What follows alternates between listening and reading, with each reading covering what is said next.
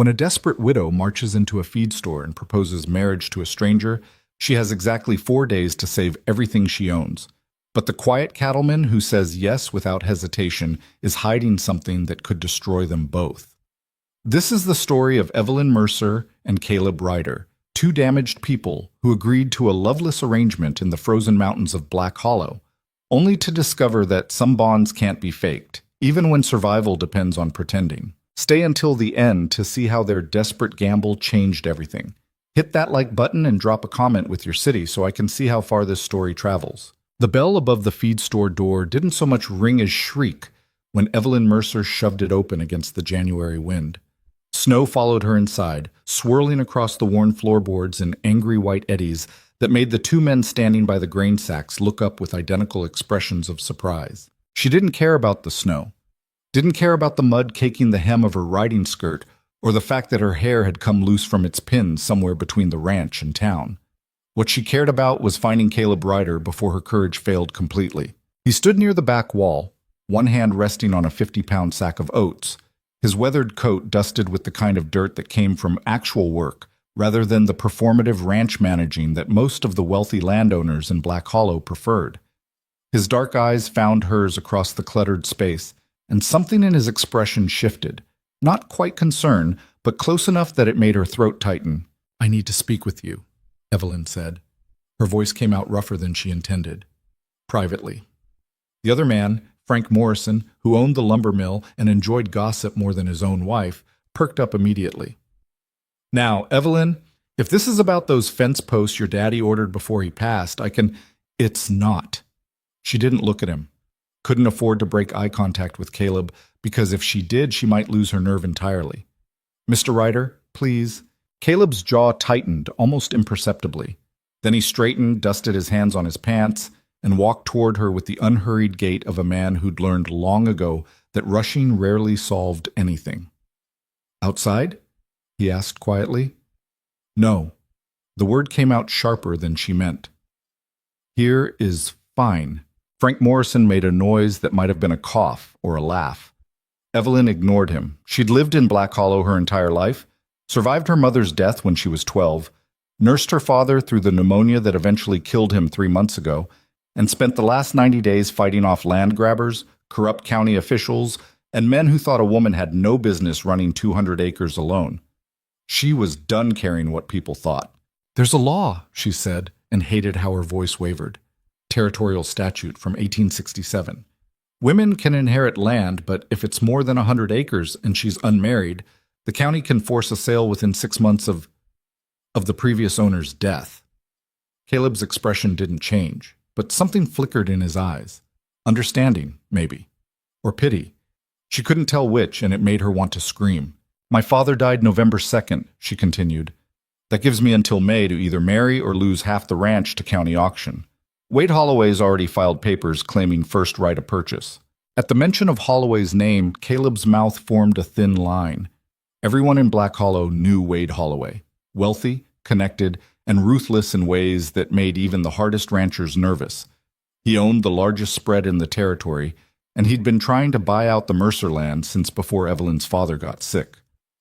"I won't let him have it," Evelyn said. The words came out quieter now, but no less fierce. "I can't." Frank Morrison had given up any pretense of minding his own business. He stood near the grain sacks with his mouth slightly open, watching them like they were a stage play put on for his personal entertainment. Caleb glanced at him, then back at Evelyn. "What are you asking?"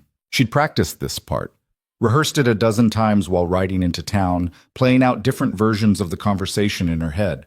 But now, standing in the dusty warmth of the feed store with her heart hammering against her ribs, all those careful words vanished. "Marry me," she said. The silence that followed felt thick enough to choke on. Frank Morrison actually gasped. Caleb stared at her, his face unreadable. "It wouldn't be real," Evelyn continued quickly, desperately. "Just a legal arrangement. We'd file the papers, add your name to the deed, and once the 6 months are up, we could dissolve it, annul it, whatever needs to happen." "You're serious?" It wasn't a question. Caleb's voice remained steady, almost carefully neutral. "I wouldn't be here if I wasn't. You don't even know me." I know enough. And she did, in the way that small towns forced you to know everyone whether you wanted to or not. Caleb Ryder had arrived in Black Hollow 4 years ago with nothing but a horse, a bedroll, and enough money to lease a small cabin on the far edge of town. He ran cattle on rented grazing land, kept to himself, and had a reputation for being quiet to the point of unsociable. He also had a reputation for honesty, which in a town like Black Hollow was rarer than gold. "You know I'm not looking for a wife," Caleb said, "and I'm not looking for a husband. That's the point." Frank Morrison finally found his voice. "Evelyn Mercer, you can't just... This is highly irregular. What would your father say?" "My father is dead." She said it flatly, without emotion, because if she let herself feel anything right now, she'd fall apart. "And his opinions don't matter anymore. But there are proper ways to... There's no time for proper." Evelyn turned back to Caleb, and for the first time since entering the feed store, she let him see past the brittle armor she'd been wearing for months. "I'm asking because I'm out of options. Holloway's got half the county officials in his pocket. If I try to fight this alone, I'll lose. The law is clear. I need a husband or I need to sell." "Why me?" Caleb asked quietly. It was the question she'd been dreading because the honest answer made her feel uncomfortably vulnerable. "Because you're the only man in this town who's never looked at my land like it's something to take," she said. "And because I think you might actually keep your word if you gave it." Something shifted in Caleb's expression then. A crack in that carefully maintained neutrality. He studied her for a long moment, and Evelyn forced herself to hold his gaze, even though every instinct screamed to look away. "When?" he finally asked. Her heart lurched. "When what?" "When would you want to do this?" You're actually considering it." I asked when. Evelyn's mind raced. "The county clerk's office is open until Friday. We'd need to file the marriage certificate before they close for the week and then record the deed transfer on Monday." 4 days. "Yes." Caleb was quiet for another moment. Then he did something that caught her completely off guard.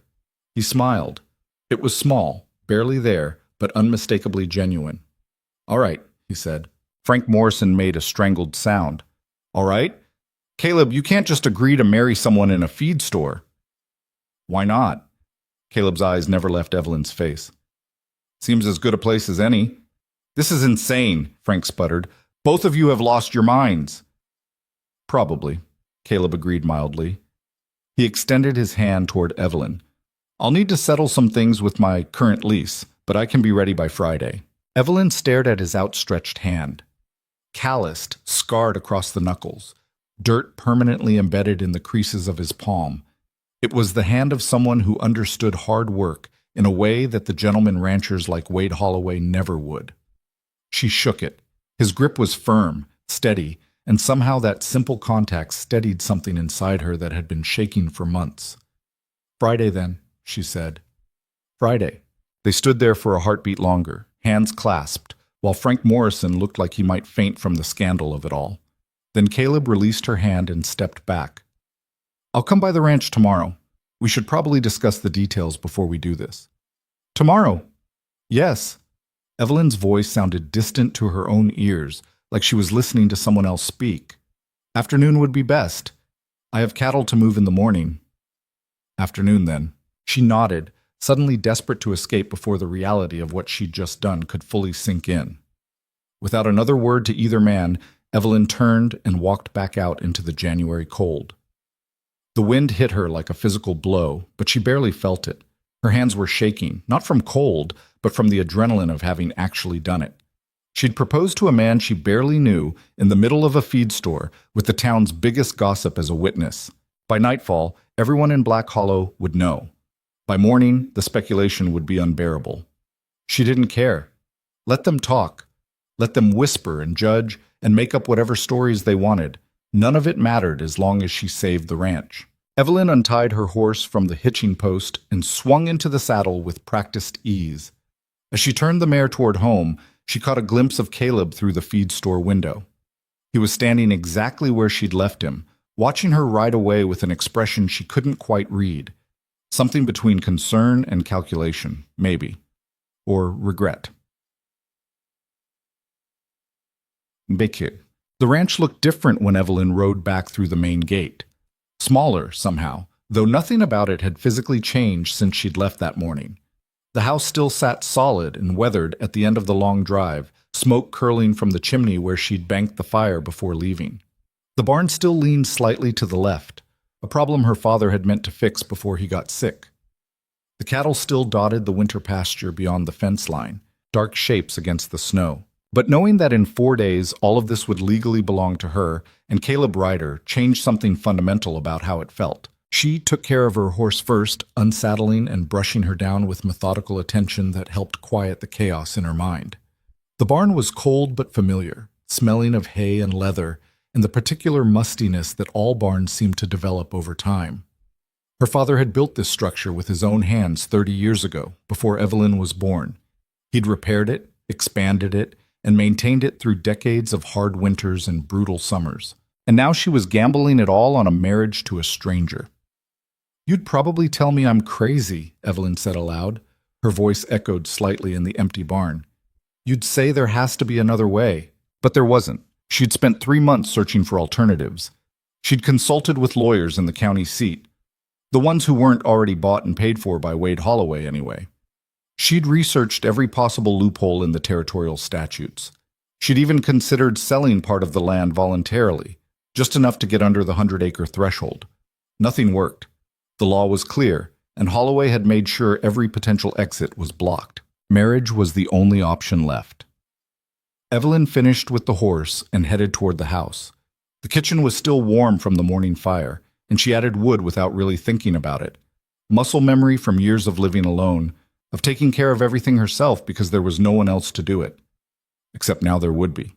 In 4 days, Caleb Ryder would live here, sleep here, eat meals at her father's old table, move through these rooms like he had some right to them. The thought made her feel vaguely nauseous.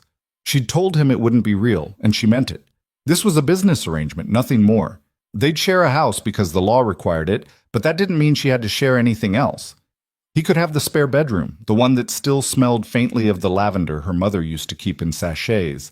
They could live like roommates sharing space, polite but separate. She could survive that. She'd survived worse. Evelyn made coffee more out of habit than desire and sat at the kitchen table with the mug warming her hands. Through the window, she could see the sun starting its descent toward the western ridge. In a few hours, darkness would settle over the valley like a blanket, and she'd be alone with nothing but her thoughts and the howling wind for company. She was used to it, had been alone since her father died. Hell, had been functionally alone even before that, during those last awful months when he was too sick to do more than sit by the fire and cough into his handkerchief. But tonight, the solitude felt different, heavier. Because tomorrow, Caleb Ryder would ride up to this house, and they'd have to figure out exactly what they were agreeing to. The details, he'd called them. Evelyn had no idea what those details should include. She'd never been married, had never even seriously considered it. Most of the men in Black Hollow had either dismissed her as too difficult or been intimidated by the fact that she could outwork, outride, and outshoot most of them. The few who'd tried courting her had given up when they realized she had no interest in being someone's decorative wife. She'd always been fine with that. Had preferred it, actually. But now she was about to marry Caleb Ryder in 4 days, and she couldn't even say for certain what color his eyes were. Brown, maybe? Or hazel? The realization made her laugh, a short, bitter sound that echoed wrong in the empty kitchen. She was marrying a man whose eye color she didn't know. Big sick. Caleb showed up the next afternoon exactly when he said he would. Evelyn heard the horse before she saw him, the steady rhythm of hoofbeats carrying across the frozen ground. She'd been in the barn checking on a pregnant heifer, and she emerged into the weak January sunlight with hay stuck to her sleeves and her hands still dirty from working. Not exactly how she'd imagined greeting her future husband, but then again, nothing about this situation matched any scenario she'd ever imagined. He rode a solid bay gelding, well cared for, but clearly a working animal rather than something kept for show. When he dismounted, the horse stood ground-tied without fuss, the mark of good training and patient handling. "Afternoon," Caleb said. His breath misted in the cold air. "Afternoon." Evelyn wiped her hands on her pants, realized it didn't help much, and gave up. "The heifer's looking good. Should drop her calf within the week." It was possibly the strangest greeting she'd ever given someone, but Caleb just nodded like discussing livestock with your future wife was perfectly normal. Mind if I put my horse up? Barn's open. He led the gelding inside, and Evelyn followed, suddenly hyper-aware of how the space must look to someone else. The tack room was organized but crowded, tools hanging from every available hook. The stalls were clean but showed their age, the wood worn smooth from decades of use. Her father's old saddle still hung in its usual spot, and seeing it made her chest tight. Caleb didn't comment on any of it. He just unsaddled his horse with efficient movements, brushed him down, and settled him in an empty stall with hay and water. "Nice setup," he said when he finished. "It works." They stood there for a moment in the dusty quiet, and Evelyn became acutely aware that she had no idea how to proceed. Should she invite him into the house? Offer coffee? Discuss their impending marriage in the barn like they were negotiating a cattle sale? Caleb solved the problem by speaking first. "We should probably talk through what this is going to look like." "Right, yes." Evelyn gestured toward the barn door. "House would be warmer." She led him across the yard and into the kitchen, intensely conscious of how small the space felt with someone else in it. Caleb was tall, not unusually so, but enough that he had to duck slightly under the door frame. He moved carefully, like someone used to being in places where he didn't quite belong. "Coffee?" Evelyn asked. "Sure." She busied herself with the pot, grateful for something to do with her hands. When she finally set 2 mugs on the table and sat down across from him, the silence felt thick enough to chew. "So," Caleb said eventually, 4 days. 4 days, Evelyn agreed. "We should probably establish some ground rule." The practical tone in his voice helped. This was business, just business. "What did you have in mind?" Caleb wrapped his hands around the mug, and Evelyn noticed the scars on his knuckles again. "First thing, sleeping arrangements. I assume you'll want me to take the spare room?" "Yes." He nodded like that was exactly what he'd expected. "Second, the ranch work. I'm not looking to take over what you've built here. You keep running things however you've been running them.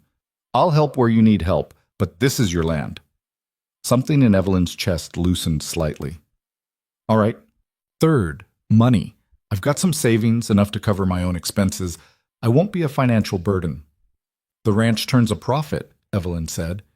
It came out more defensive than she meant. "I can support both of us." "I'm not questioning that." Caleb's voice stayed level. "I'm just saying I pay my own way." They looked at each other across the table, and Evelyn tried to figure out what she was seeing in his expression. Not eagerness, definitely not that. Not reluctance either, exactly. Something closer to resignation, maybe, like he'd made a decision and was committed to following through regardless of how he felt about it. "Why did you say yes?" The question was out before Evelyn could stop it. Caleb's eyebrows rose slightly. "You asked." "That's not a reason." "Isn't it? Most men would have said no. Hell, most men would have laughed me out of the feed store." He was quiet for a moment, his fingers tracing the rim of the coffee mug. "You said you picked me because I don't look at your land with greed." "Yes." "Well, I said yes because you asked like someone who'd already exhausted every other option, and because—" He paused, seeming to choose his words carefully. "Because Wade Holloway's a bastard, and I don't like the idea of him winning." It wasn't a declaration of love or even friendship, but somehow the blunt honesty of it made Evelyn trust him more than any pretty words could have. "He's going to fight this," she said. "When he finds out we're married, he'll challenge it, try to prove it's fraudulent. Let him try. I'm serious, Caleb. He has lawyers, connections, money, and we'll have a legal marriage certificate." Caleb met her eyes steadily. "Whatever his lawyers throw at us, we meet it head on. That's the only way this works." "You make it sound simple." "It is simple. Not easy, but simple. We get married, file the papers, and refuse to back down when Holloway pushes back." He paused. "He will push back, Evelyn. You know that." "I know. And when he does, we have to look like a real married couple, not two strangers sharing a house for legal convenience." The words hung in the air between them, and Evelyn felt something cold settle in her stomach. "What exactly does that mean?" "It means if we're in town together, we act like a married couple would act. If someone asks questions, we have our story straight. If Holloway's lawyers start digging, they can't find anything that doesn't fit. You want us to lie. I want us to survive the scrutiny. Caleb's voice was firm, but not unkind. There's a difference. Evelyn knew he was right, but the thought of play-acting affection with a stranger made her skin crawl. I'm not good at pretending. Neither am I. Something that might have been amusement flickered across his face. We'll figure it out. They fell silent again. Outside, the wind had picked up, rattling the windows in their frames. Evelyn could hear the cattle lowing in the distance, a familiar sound that usually comforted her. Today it just reminded her how much she stood to lose. Friday, she said finally. County clerk's office. 10 in the morning? I'll be there. You should probably bring whatever belongings you want to move here. After we file the papers, it would look strange if you weren't living on the property. Caleb nodded. I don't have much. One trunk, some tools, my tack. The spare room has a bed and a dresser, not much else. That's more than I've had in most places. Another silence. Evelyn searched for something else to say, some other detail they needed to nail down, but her mind felt blank. This was insane. She was planning a marriage like it was a business merger, discussing sleeping arrangements and financial responsibilities with a man she'd spoken to maybe 3 times in 4 years. But insane or not, it was happening. I should go, Caleb said, pushing back from the table. Got cattle to check before dark. Right, of course. They walked back to the barn together, and Evelyn watched as he saddled his horse with the same efficient movements he'd used to unsaddle. Everything about the way Caleb moved suggested competence. Not flashy skill, but the kind of quiet capability that came from years of doing something until it became second nature. He swung into the saddle and looked down at her. Friday, then. Friday. Evelyn? He hesitated like he was deciding whether to say something. This is going to work, one way or another. She wanted to ask how he could possibly know that, what made him so certain, but the words stuck in her throat, and instead she just nodded. Caleb touched his hat in what might have been a goodbye, or might have been something more formal, then turned his horse and rode back down the drive. Evelyn stood in the cold and watched until he disappeared beyond the tree line. Then she went back inside and started making a list of everything that needed to happen in the next 4 days.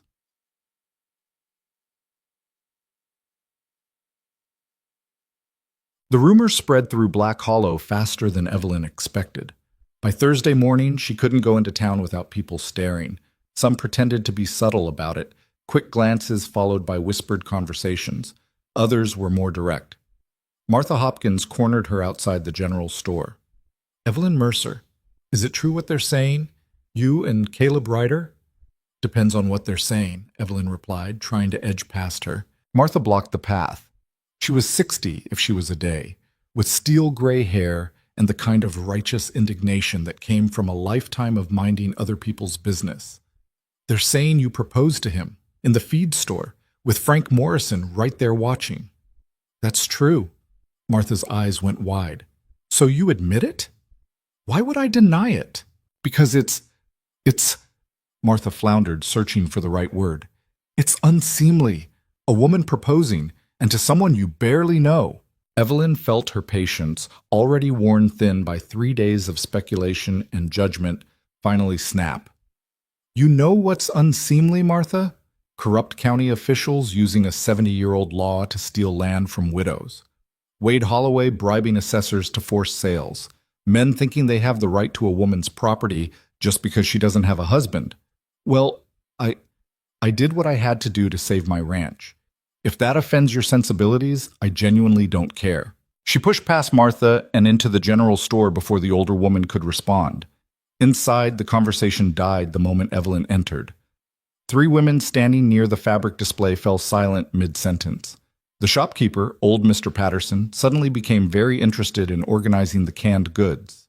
Evelyn grabbed what she needed, flour, sugar, coffee, ammunition for the rifle, and brought it to the counter. Mr. Patterson rang it up without making eye contact. That'll be $4.30, he said quietly.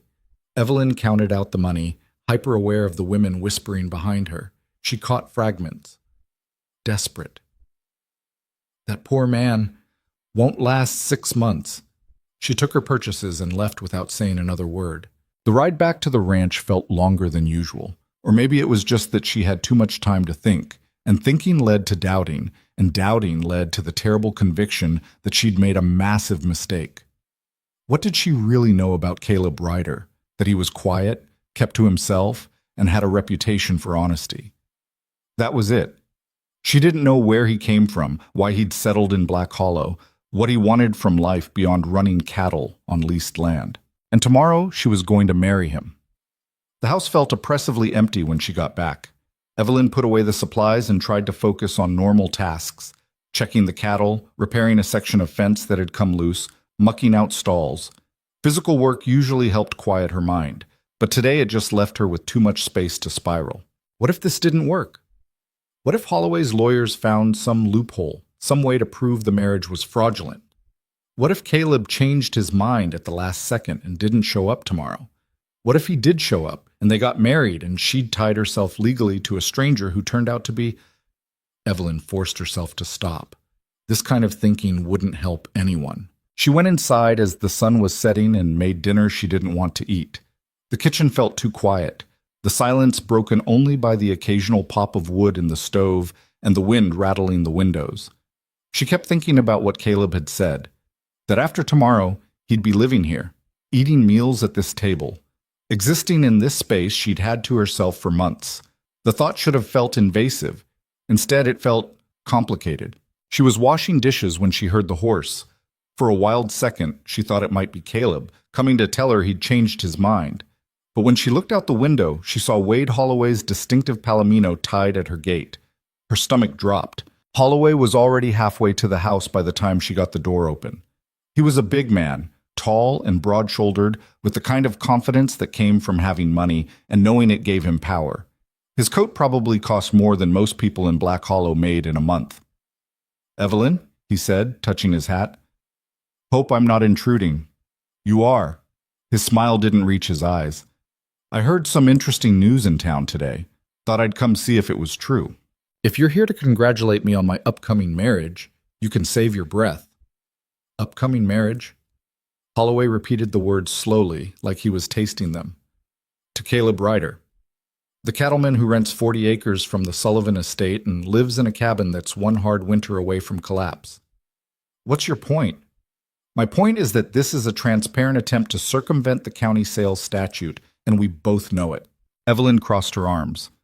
"The statute says I need a husband. I'm getting one. That's not circumventing, that's complying. You're marrying a man you don't love to keep land you can't manage alone. That's fraud, Evelyn. And when I prove it in court, you'll lose everything anyway. Get off my property." Holloway took a step closer.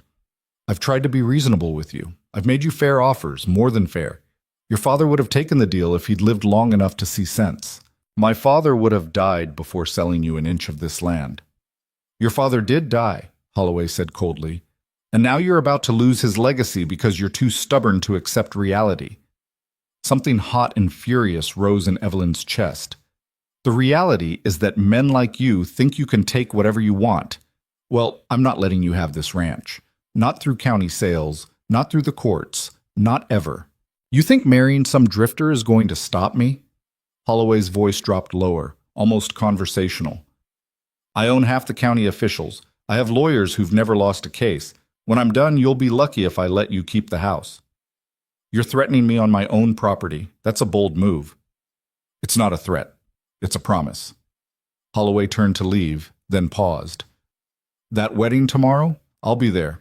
Want to see this farce for myself." He walked back to his horse, mounted smoothly, and rode off without another word.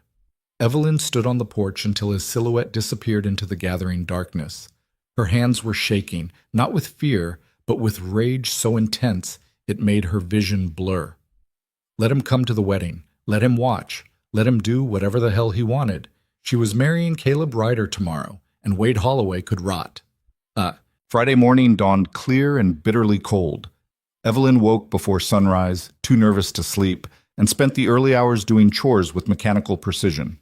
She fed the cattle, checked the pregnant heifer, split firewood she didn't need just to have something to do with the energy buzzing under her skin.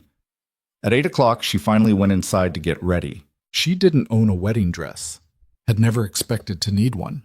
The best she could manage was a dark blue dress she usually saved for church. Simple, practical, without any of the frills or lace that women's magazines said were essential for brides.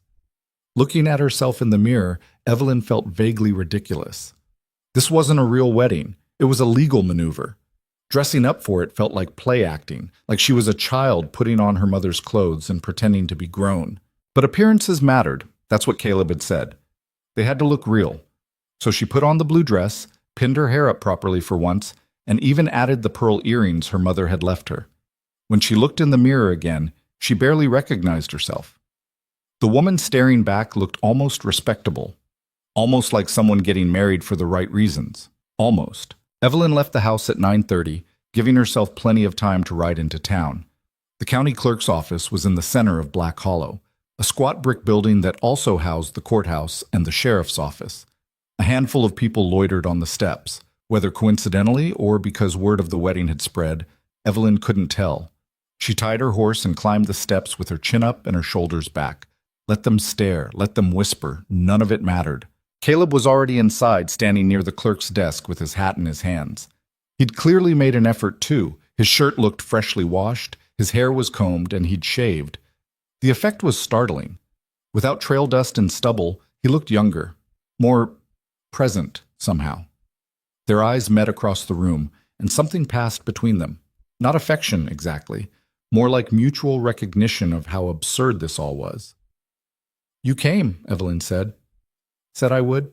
The county clerk, a thin man named Douglas Price, who'd held the position for 30 years, looked between them with obvious disapproval. "You're both certain about this?" "Yes," Evelyn said. "Absolutely certain? Because marriage is a legal contract that shouldn't be entered into lightly." "We're certain," Caleb interrupted. His voice was polite but firm. "Can we proceed?" Price sighed and pulled out the necessary paperwork. "I'll need witnesses. Do you have anyone?" The door opened and Wade Holloway walked in. Evelyn's stomach clenched. He'd actually done it, actually showed up to watch her desperation play out in a county clerk's office. Holloway smiled at her, cold and satisfied. "Don't mind me, just here to observe a matter of public record." "You need to leave," Evelyn said. "Public building? Public record? I have every right to be here." Price looked uncomfortable. "Mr. Holloway, if you're going to stay, I'll have to ask you to remain quiet." "Miki si ichashit." Silent as the grave, Holloway promised, and settled himself in a chair against the wall like he was watching a particularly entertaining stage show. Caleb's jaw tightened, but he didn't say anything. He just moved slightly closer to Evelyn, a subtle shift that felt protective without being possessive. The door opened again, and Frank Morrison bustled in, followed by his wife Clara. "We came to witness," Frank announced. "Figured you'd need 2 people, and—" He noticed Holloway and stopped short. "Oh, well, this is awkward." "It's fine," Evelyn said through gritted teeth. "Mr. and Mrs. Morrison, thank you for coming." Price looked like he wanted to be anywhere else. "If everyone's ready, we'll begin. Miss Mercer, Mr. Ryder, please stand here." They stood side by side in front of the clerk's desk. Evelyn could feel Holloway's eyes on them, watching for any sign of hesitation or doubt. She forced herself to stand perfectly still, to keep her expression neutral. Price began reading from the marriage ceremony in a monotone that suggested he'd performed this ritual hundreds of times and found it no more interesting than filing tax documents. The words washed over Evelyn without really registering, something about lawful wedlock and sickness and health, and until death parted them. All lies, she thought distantly. Every word of this is a lie. "Do you, Evelyn Marie Mercer, take this man to be your lawfully wedded husband?" Evelyn looked at Caleb. He was watching her with those steady brown eyes. Definitely brown, she could see now in the office light, and his expression gave away nothing. "I do," she said. "And do you, Caleb James Ryder, take this woman to be your lawfully wedded wife?" Caleb didn't hesitate. "I do." "Then by the power vested in me by the territory, I pronounce you husband and wife." Price closed the book with more force than necessary. "You may kiss if you'd like, but it's not required for the certificate." For a moment, neither of them moved. Then Caleb leaned in and pressed his lips to Evelyn's forehead. Brief, chaste, more like a brother than a husband. But it was enough. Behind them, Frank Morrison applauded weakly. Clara made a noise that might have been approval or might have been dismay. Wade Holloway said nothing, but when Evelyn glanced his direction, his expression had turned to stone. Price pushed the marriage certificate across the desk. "Sign here, both of you, then your witnesses."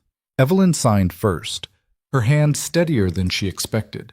Caleb signed next, his signature surprisingly neat for someone whose hands were scarred from ranch work.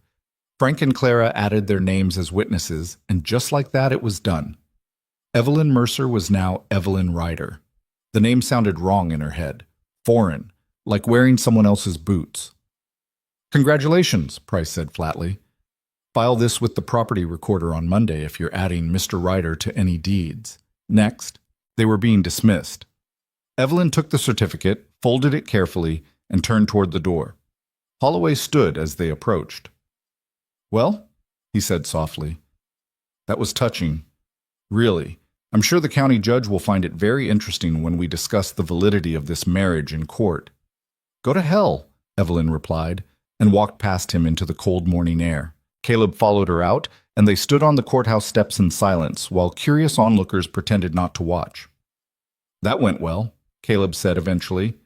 Despite everything, the absurdity of the situation, the rage still burning from Holloway's presence, the unreality of having just married a near stranger, Evelyn laughed. It came out harsh and slightly unhinged, but it was genuine. "We're insane," she said. "Probably." They looked at each other, this man and woman who were now legally bound, and Evelyn felt the weight of what they'd just done settle over her like a heavy coat. "I need to get back to the ranch," she said. "The heifer. I'll follow you. Need to get my things anyway." Right. His things. Because now he lived there. Now he lived with her. The ride back felt surreal. Evelyn kept glancing over her shoulder to confirm Caleb was actually there, actually following her home like this was normal, like they hadn't just upended both their lives in a county clerk's office while Wade Holloway watched with predatory interest. When they reached the ranch, Caleb helped her with the afternoon chores without being asked.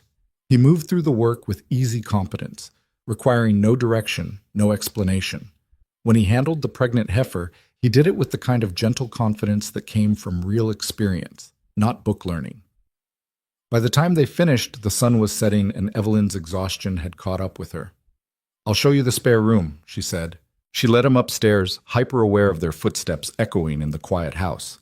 The spare room was at the end of the hall, small but serviceable. She'd put clean sheets on the bed yesterday and cleared out the dresser. "It's not much," she said. "It's fine." Caleb set his single trunk down with a soft thud. "Thank you." They stood there awkwardly, husband and wife who barely knew each other until Evelyn couldn't take the silence anymore. "I'm going to make dinner," she said. "You hungry?" "Starving." They went back downstairs together, and Evelyn tried not to think about how strange it felt to have another person in the kitchen while she cooked. Caleb didn't hover or offer unwanted help. He just sat at the table and stayed quiet, which was somehow worse than conversation would have been. When the food was ready, they ate in near silence. Every scrape of fork on plate seemed too loud. Every swallow of coffee echoed. Finally, Caleb spoke. "We did the right thing." Evelyn looked up. "Did we?" "You saved your ranch. That's what you needed to do. I traded my freedom for it." "So did I." He said it matter-of-factly, without self-pity. "But we both went into this with our eyes open. No one forced either of us." That was true. Whatever else this marriage was, it was voluntary. "Holloway's going to fight," Evelyn said. "He meant what he said about challenging it in court. Then we fight back."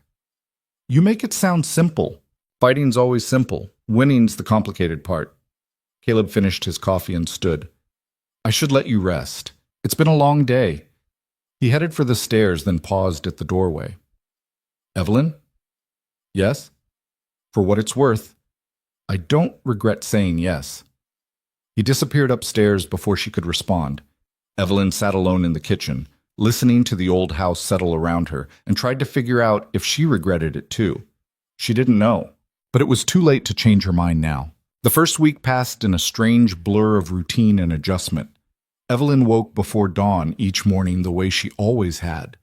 But now there were sounds in the house that didn't come from her. Boots on the stairs, water running, the creak of floorboards in the spare room. She'd lie in bed listening to Caleb move around downstairs, making coffee, banking the fire, and wonder what the hell she'd gotten herself into. He never waited for her. By the time she came down, he'd already be outside working, fixing the barn door that had been sticking since October, clearing snow from the path to the livestock pens, checking fence lines she'd been meaning to inspect for weeks. He moved through the work with quiet efficiency, never asking permission, never seeking praise. Just doing what needed doing. It should have annoyed her. This was her ranch, her responsibility. But instead she felt something uncomfortably close to relief. They spoke mostly about practical things. The pregnant heifer dropped her calf on Tuesday, a healthy bull that Caleb helped deliver at 2 a.m. when complications arose. They'd worked together in the freezing barn, Evelyn's hands slick with blood and birth fluids while Caleb held the heifer steady and murmured low reassurances that seemed to calm the frantic animal more than any of Evelyn's cursing did. When it was over and the calf was nursing, they'd stood side by side watching, both too tired to move. "First birth I've seen go sideways like that in a while," Caleb had said. "She's young. First calf. They panic." "You handled it well." Evelyn had looked at him then, this stranger she'd married, and felt the beginnings of something she couldn't quite name. Not trust exactly, but maybe the foundation of it. "Couldn't have managed without you holding her," she'd admitted. He just nodded like it was obvious he'd be there. They'd walked back to the house as the sky started lightening in the east, and Evelyn had made breakfast while Caleb cleaned up. They ate in tired silence, then both went to bed, to separate rooms, and slept until noon.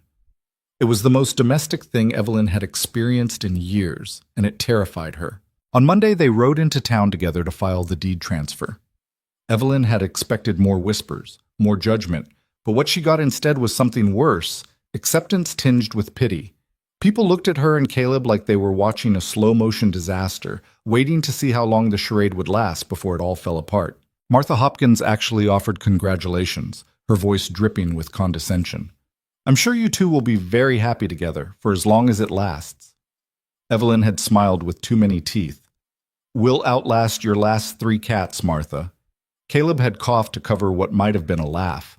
The property recorder, a nervous man named Thomas Green, processed their paperwork with shaking hands.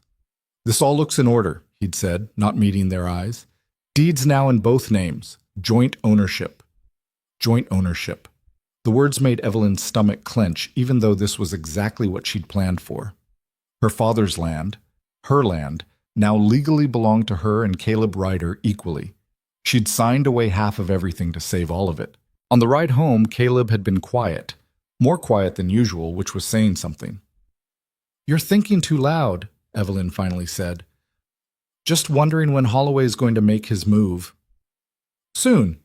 He's not the patient type." "Neither are you," Caleb observed. Evelyn glanced at him. "What's that supposed to mean?" "Means you're waiting for the other boot to drop, expecting the worst." "The worst usually happens." Sometimes Caleb shifted in his saddle, but not always.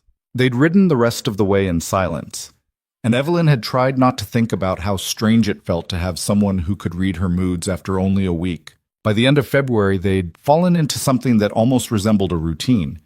Caleb took over the heavy repair work, things Evelyn had been putting off because they required 2 people or strength she didn't have. The barn door got fixed. The loose section of roof got patched. The water pump that had been sputtering all winter got torn down and rebuilt. In return, Evelyn managed the books, the cattle rotation, and the planning. She was better with numbers, better at seeing the big picture. Caleb never questioned her decisions about the ranch, never tried to override her judgment. He just did what she asked and offered suggestions when something seemed off. It shouldn't have worked. They were too different, too careful around each other. But somehow it did work, in the same way that a broken bone could heal stronger than before if you set it right. The town noticed. Of course they noticed. Black Hollow was too small for anything to go unnoticed. Evelyn heard the whispers when she went into the general store. How Caleb had been seen carrying her supplies, how they rode into town together now, how he stood close to her in public like he had some claim to make. People were starting to believe the marriage might actually be real, which was exactly what they needed, Evelyn reminded herself. They needed everyone to believe it, especially when Holloway's lawyers came calling. but the whispers still made her uncomfortable in ways she couldn't quite articulate. One evening in early March, after a long day of moving cattle to fresh pasture, they sat at the kitchen table with coffee and the companionable silence that had become normal between them. Evelyn was going over the ranch accounts, Caleb was oiling a saddle, and the fire crackled quietly in the stove. "We should probably talk," Caleb said suddenly. Evelyn's pen stilled. Nothing good ever started with those words. "About what?" "About the fact that we're doing a terrible job of looking like a married couple. We're managing fine. We're managing like business partners. That's different." Caleb set down the leather oil and looked at her directly. "When we're in town, you stand 3 feet away from me like I've got something contagious. You flinch if I get too close. Yesterday at the feed store, Frank Morrison made a joke about newlyweds, and you looked like you wanted to crawl out of your skin." Heat crept up Evelyn's neck. "I don't flinch." "You do. Not obviously, but enough that people notice." His voice stayed gentle, which somehow made it worse. "If Holloway brings this to court, they're going to ask questions. Witnesses are going to testify, and right now, anyone watching us would say we barely tolerate each other. So what do you want me to do? Hang on you like some simpering—" "I want you to not jump like I've burned you when I touch your arm," Caleb interrupted quietly. "I want you to be able to stand next to me without looking like you're about to bolt. That's all." Evelyn stared at him across the table. He was right, and she hated it. She'd been so focused on the legal aspects of their arrangement that she'd forgotten about the human element. People didn't just look at paperwork, they looked at behavior, body language, the 1,000 tiny signals that separated real couples from fake ones. "I'm not good at pretending," she said finally. "I know, neither am I." Caleb hesitated. "But maybe we don't have to pretend. Maybe we just get used to each other. Enough that being close doesn't feel wrong. How do we do that?" He thought for a moment. "Start small. When we're in town tomorrow, let me help you with your horse. Let me stand next to you without putting distance between us. If someone makes a comment about us being married, don't look like you want to argue. That's it? That's it. Nothing dramatic. Just stop acting like we're strangers." Caleb picked up the saddle leather again, his hands moving in steady circles. "We live together, Evelyn. We work together. We eat meals together. We're not strangers anymore, whether you want to admit it or not." The truth of it settled over her like snow, quiet, unavoidable, changing the landscape whether she liked it or not. "All right," she said. "I'll try. That's all I'm asking." They went back to their separate tasks, but something had shifted in the air between them. An acknowledgement of what they were building, even if neither of them wanted to examine it too closely. The next day, Evelyn made a conscious effort to relax when Caleb stood beside her at the blacksmith shop. When he reached past her to point out a section of ironwork, she didn't step away. When Tom Brady, the blacksmith, made a comment about married life, she managed a smile instead of a grimace. "You two settling in all right?" Tom asked, pumping the bellows. "Well enough," Caleb replied. "That's good. Real good." Tom glanced at Evelyn. "Your daddy would be glad to know the place is being looked after proper." The mention of her father made Evelyn's chest tight, but she forced herself to nod. "I think he would be." They left with new horseshoes and the strange sense that they'd passed some kind of test. Over the following weeks, the small adjustments added up. Caleb started sitting closer to her at the table. Evelyn stopped tensing when his hand brushed hers while passing tools. They moved around each other in the kitchen without the careful distance they'd maintained before. It was still strange, still awkward sometimes, but it was getting easier. Then the spring storms hit. The first one rolled in on a Tuesday evening, dark clouds gathering over the mountains with the kind of weight that promised violence. Evelyn spent the afternoon securing anything that might blow away, bringing the horses into the barn, making sure the cattle had access to shelter. Caleb worked alongside her without needing instruction. He'd been through enough mountain storms to know the routine. By the time they got inside, the wind was already howling and rain was starting to lash against the windows in horizontal sheets. Evelyn made coffee while Caleb built up the fire, both of them soaked and shivering. "Going to be a bad one," Caleb said, watching the storm through the kitchen window. Yeah, they'd barely dried off when the real violence started. Thunder that shook the house, lightning that turned the world white, wind that screamed through the eaves like something dying. The windows rattled in their frames, Somewhere outside, something metal was banging rhythmically against wood. "Barn door," Evelyn said, starting to stand. Caleb caught her wrist. "You're not going out there. If it tears loose, then it tears loose. We'll fix it tomorrow." His grip was firm, but not painful. "You go out in this, you'll get killed. I've been through worse storms. Not with someone here who gives a damn if you live or die." The words hung between them, raw and unexpected. Evelyn stared at him, at the hand still wrapped around her wrist, at the genuine concern in his expression. "Let go," she said quietly. He did, immediately, like her skin had burned him. Evelyn sat back down. The banging continued outside, irregular and maddening, but Caleb was right. Going out there would be stupid. They sat in tense silence while the storm raged. Every crack of thunder made Evelyn flinch despite herself. She'd never been afraid of storms, but the violence of this one was extraordinary, even for the mountains. Around midnight, when the worst of it seemed to be passing, Caleb spoke. "I had a wife. Before." Evelyn's head snapped up. "What?" "Back in Missouri. We were married 3 years before she died." His voice was flat, carefully controlled. "Fever took her and our daughter both, winter of '72. The information hit Evelyn like a physical blow. In all their careful negotiations, all their practical discussions, it had never occurred to her to ask if Caleb had been married before. She'd just assumed he was like her, alone by choice or circumstance. "I'm sorry," she said, the words feeling inadequate. "It was a long time ago. That doesn't make it hurt less." Caleb looked at her then, really looked at her, and something in his expression made her breath catch. "No, it doesn't." "Is that why you said yes? When I asked you to marry me?" "Part of it." He turned back to the window. "I told myself I'd never marry again. Swore it. But when you came into that feed store looking half desperate and fully terrified, I thought maybe it could be different if it wasn't real. If there were no expectations, no promises, no one to lose." "This isn't real," Evelyn said, but even she could hear the uncertainty in her own voice. "Isn't it?" Caleb's mouth quirked in something that wasn't quite a smile. "We share a house. We work the same land. We're building something together whether you want to admit it or not. What part of that isn't real?" Evelyn had no answer for that. The storm finally blew itself out around 2 a.m. When dawn broke, they surveyed the damage together. The barn door hanging by one hinge, several sections of fence down, debris scattered across the yard. It could have been worse, but it was bad enough. They spent 3 days repairing everything. Hard, exhausting work that left them both too tired for conversation. But working side by side in the aftermath of the storm, Evelyn started noticing things she'd been trying not to notice. The way Caleb moved, economical and precise. The quiet competence in everything he did. The fact that he never complained, never shirked, never looked for the easy way out.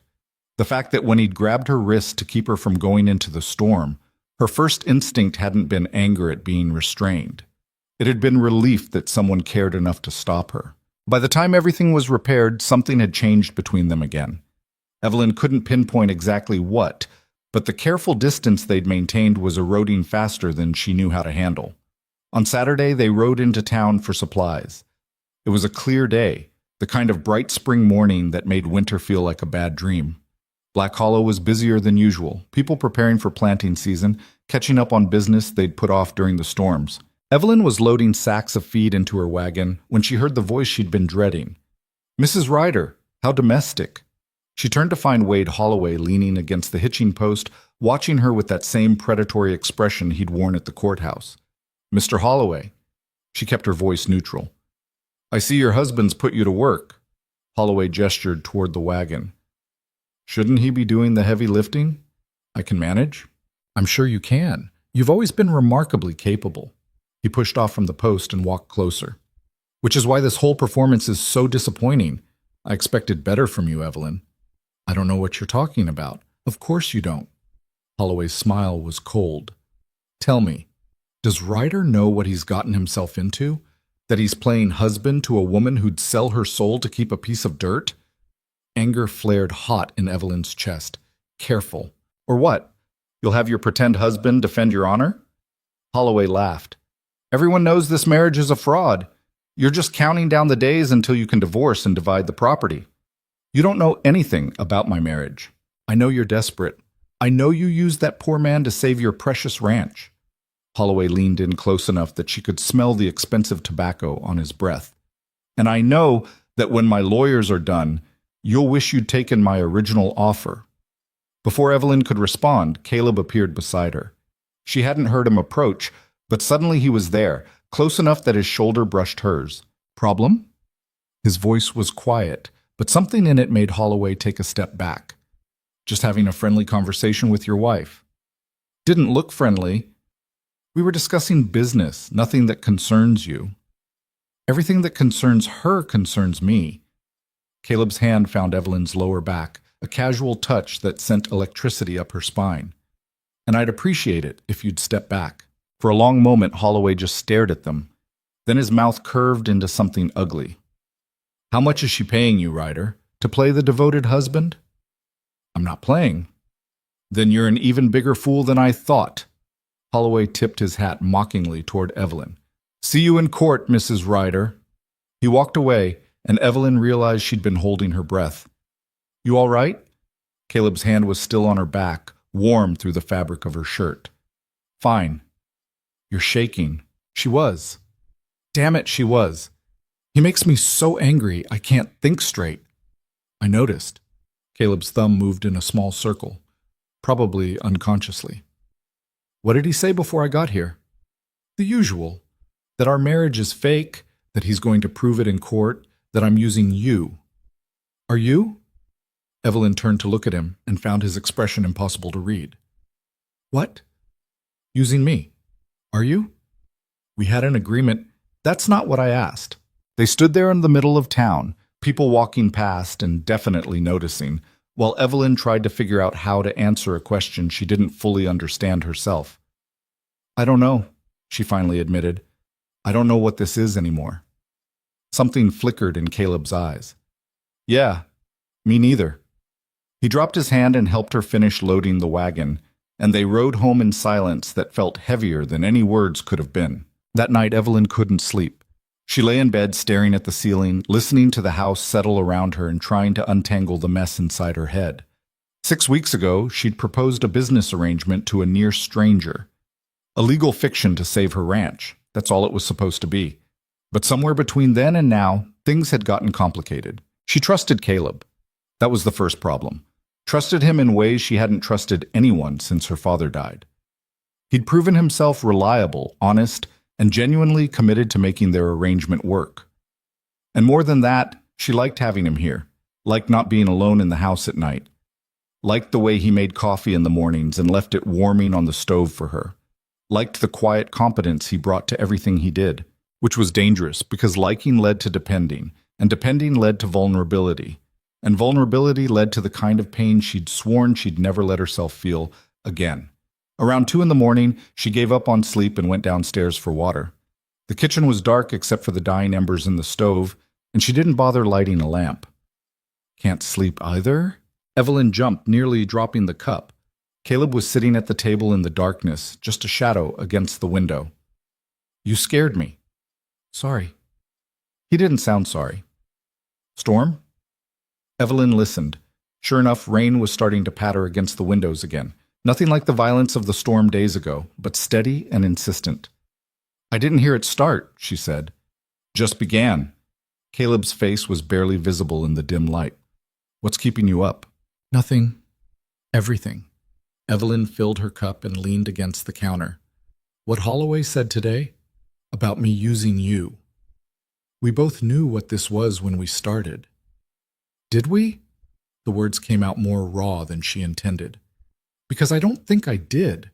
I thought I could treat this like a business deal, but people aren't cattle, Caleb finished quietly. They're messy and complicated, and they don't fit into neat arrangements no matter how much you want them to. Is that what happened with your first marriage? It was a bold question, maybe too bold, but the darkness made her brave. Caleb was quiet for so long she thought he wasn't going to answer. Then he said, My first marriage was real. All the messy, complicated parts included, and when it ended, it nearly broke me. I'm sorry. Stop saying that. You didn't cause it. He shifted in his chair. You asked me once why I said yes to your proposal. The real answer is that I thought a fake marriage would be safer. No real emotions involved. No one to mourn if it all went wrong. And now? Now I'm not sure what this is anymore either. They sat in the darkness, listening to the rain. Two people who'd entered into an arrangement and discovered it was turning into something neither of them had planned for. I'm scared, Evelyn admitted, of what happens if this becomes real. Why? Because real things end. Real things get taken away. And I've already lost everyone I ever... Her voice cracked, and she stopped. Not everyone leaves, Caleb said quietly. Some people stay. Until they don't. Evelyn. He stood and crossed to where she was standing. In the faint light from the window, she could just make out his expression. I gave you my word when we made this arrangement. That word stands whether this marriage is fake or real or something in between. I'm not leaving. You can't promise that. I just did. She wanted to argue, to point out all the ways life could tear people apart regardless of promises. But standing there in the dark kitchen with rain drumming on the roof and Caleb close enough to touch, the arguments felt distant and unimportant. I don't know how to do this, she whispered. Neither do I. Caleb reached out slowly, giving her time to pull away, and brushed a strand of hair from her face. But maybe we figure it out together. His hand lingered against her cheek, warm and calloused and steady. Evelyn's heart was hammering so hard she was sure he could hear it. Then she did something that surprised them both. She leaned into the touch instead of pulling away. Caleb's breath caught. For a long moment they just stood there, connected by that single point of contact while the rain fell and the old house creaked around them. I should go back to bed, Evelyn finally said, but she didn't move. Probably. Caleb? Yeah? Thank you. For staying. His thumb brushed across her cheekbone once, gentle and deliberate. Then he stepped back, breaking the contact. Always. Evelyn went back upstairs with her cup of water forgotten on the counter. She lay in bed listening to Caleb move around downstairs, then climbed the stairs to his own room. The house went quiet again except for the rain. But something fundamental had shifted between them, and they both knew it. The next morning they went back to work like nothing had happened. But Evelyn found herself watching Caleb more openly now. And when she caught him watching her back, neither of them looked away as quickly as they used to. 2 weeks later, the legal papers arrived. Evelyn was in the barn when Caleb came looking for her, an envelope in his hand and his expression grim. From Holloway's lawyers, he said, handing it over. Evelyn opened it with fingers that wanted to shake. The legal language was dense and deliberately intimidating, but the message was clear. Wade Holloway was filing a formal challenge to their marriage, claiming fraud and demanding an annulment. If successful, the deed transfer would be voided and the ranch would be subject to the county sales statute. There was a court date, 3 weeks away. Well, Evelyn said, staring at the papers, at least we knew it was coming. We'll fight it. With what? We don't have lawyers. We don't have money for lawyers. We have the truth. Evelyn laughed, the sound bitter. The truth is that I proposed to you in a feed store to save my ranch. That's exactly what they're going to prove. The truth, Caleb said firmly, is that we got married legally, that we've been living as husband and wife for 2 months, that whatever our reasons were at the start, we're building a real life together now. Are we? He looked at her directly. Aren't we? And that was the question, wasn't it? What were they building? What had this become in the weeks since that awkward courthouse ceremony? Evelyn thought about the way they moved around each other now, comfortable and familiar. The way Caleb had his own chair at the table, his own hook for his coat. The way she caught herself listening for his footsteps in the morning, relaxing when she heard them.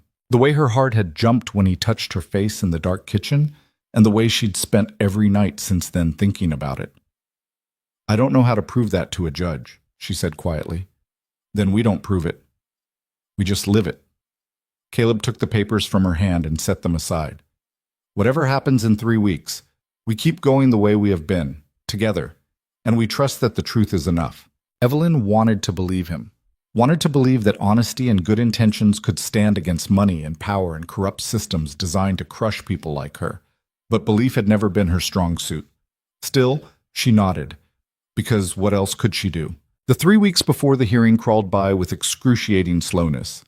Evelyn threw herself into ranch work with an intensity that bordered on reckless, pushing herself until exhaustion was the only thing that let her sleep at night.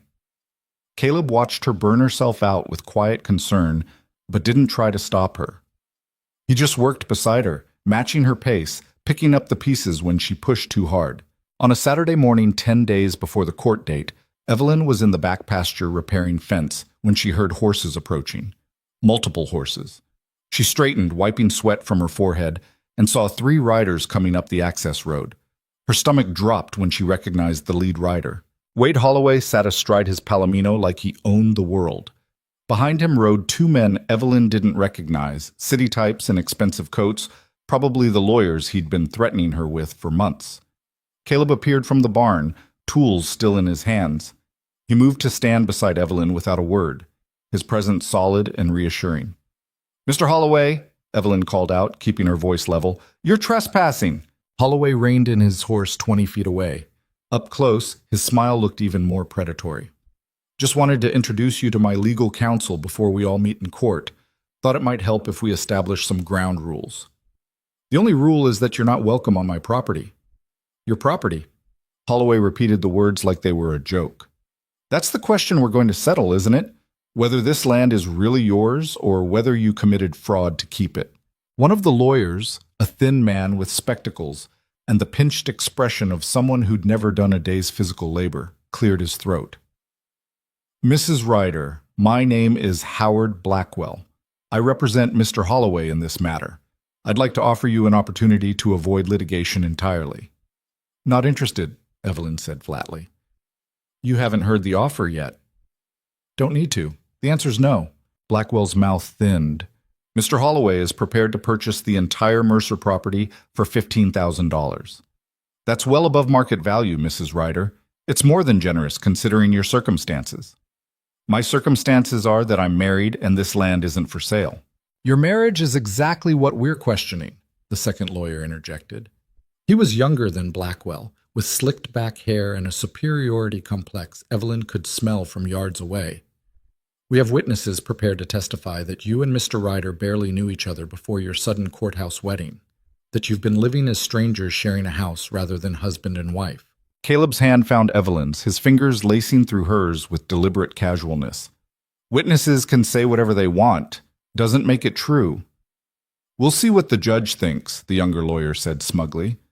"Annulment cases require proof of a genuine marriage. Can you provide that proof, Mr. Ryder?" "Can you prove it's not genuine?" Caleb countered. Holloway laughed. "This is entertaining, but ultimately pointless. Evelyn, you're going to lose. My lawyers have already documented inconsistencies in your story. We have testimony from multiple townspeople about your desperate proposal, your separate sleeping arrangements, the way you two barely tolerate each other in public." "Those people don't know anything about our marriage," Evelyn said. "Then enlighten us." Holloway leaned forward in his saddle. "Tell me one thing, one genuine thing, about your relationship with Caleb Ryder that proves this isn't exactly what it looks like. A desperate woman using a desperate situation to manipulate the law." Evelyn opened her mouth, but the words stuck in her throat. What could she say? That Caleb made coffee for her every morning? That he delivered a calf at 2 a.m. without complaint? That sometimes she caught him watching her with an expression she couldn't read, and it made her heart do things she didn't want to examine? None of that would mean anything to these men. Before she could formulate an answer, Caleb spoke. "I know that my wife puts too much sugar in her coffee when she thinks no one's looking. I know she talks to the cattle like they're people and gets embarrassed when she realizes someone can hear her. I know she's terrified of losing this ranch because it's the last piece of her father she has left, and she'd rather die than admit she needs help carrying that weight." Evelyn's head snapped toward him, but Caleb kept his eyes on Holloway. "I know she works herself half to death rather than show weakness," he continued. "I know she's got a scar on her left hand from when she was 12 and tried to prove she could rope a steer as well as any boy in the county. I know she reads the same 3 books over and over because they were her mother's favorites. And I know she still sleeps on the right side of the bed, even though there's no one taking up the left." The silence that followed felt thick enough to drown in. Holloway's smile had faded. "Pretty speech. Doesn't prove anything." "Proves I pay attention," Caleb said quietly. "Proves I know my wife." "We'll see what the court says about that." Holloway gathered his reins. Last chance, Evelyn. Take the offer. 15,000, and you walk away with your dignity intact. Get off my land. For a moment, Holloway just stared at her. Then he wheeled his horse around and rode off, his lawyers scrambling to follow. They disappeared down the road in a cloud of dust, leaving Evelyn and Caleb standing in the middle of the pasture with their hands still clasped. Evelyn realized she was shaking. You didn't have to do that. Do what? Say all those things. About me. Caleb looked at her then, his expression unreadable. They're true. That's not the point. Then what is the point? The point is... Evelyn's voice cracked. The point is, you're not supposed to actually know those things. This was supposed to be simple, legal, uncomplicated. Life's never that simple. Caleb released her hand and took a step back. And for what it's worth, I do sleep on the left side of the bed, in case you were wondering. He walked back toward the barn before she could respond, leaving Evelyn standing alone in the pasture, trying to figure out when everything had gotten so complicated. That night, neither of them mentioned the confrontation. They ate dinner in strained silence, the air between them thick with things neither wanted to say. When Caleb retreated upstairs earlier than usual, Evelyn sat at the kitchen table and put her head in her hands. She was falling for him. That was the terrible truth she'd been avoiding for weeks. Somewhere between the awkward courthouse ceremony and now, Caleb Ryder had stopped being a legal convenience and started being someone she cared about, someone she might even... No. She couldn't finish that thought, couldn't let herself go there.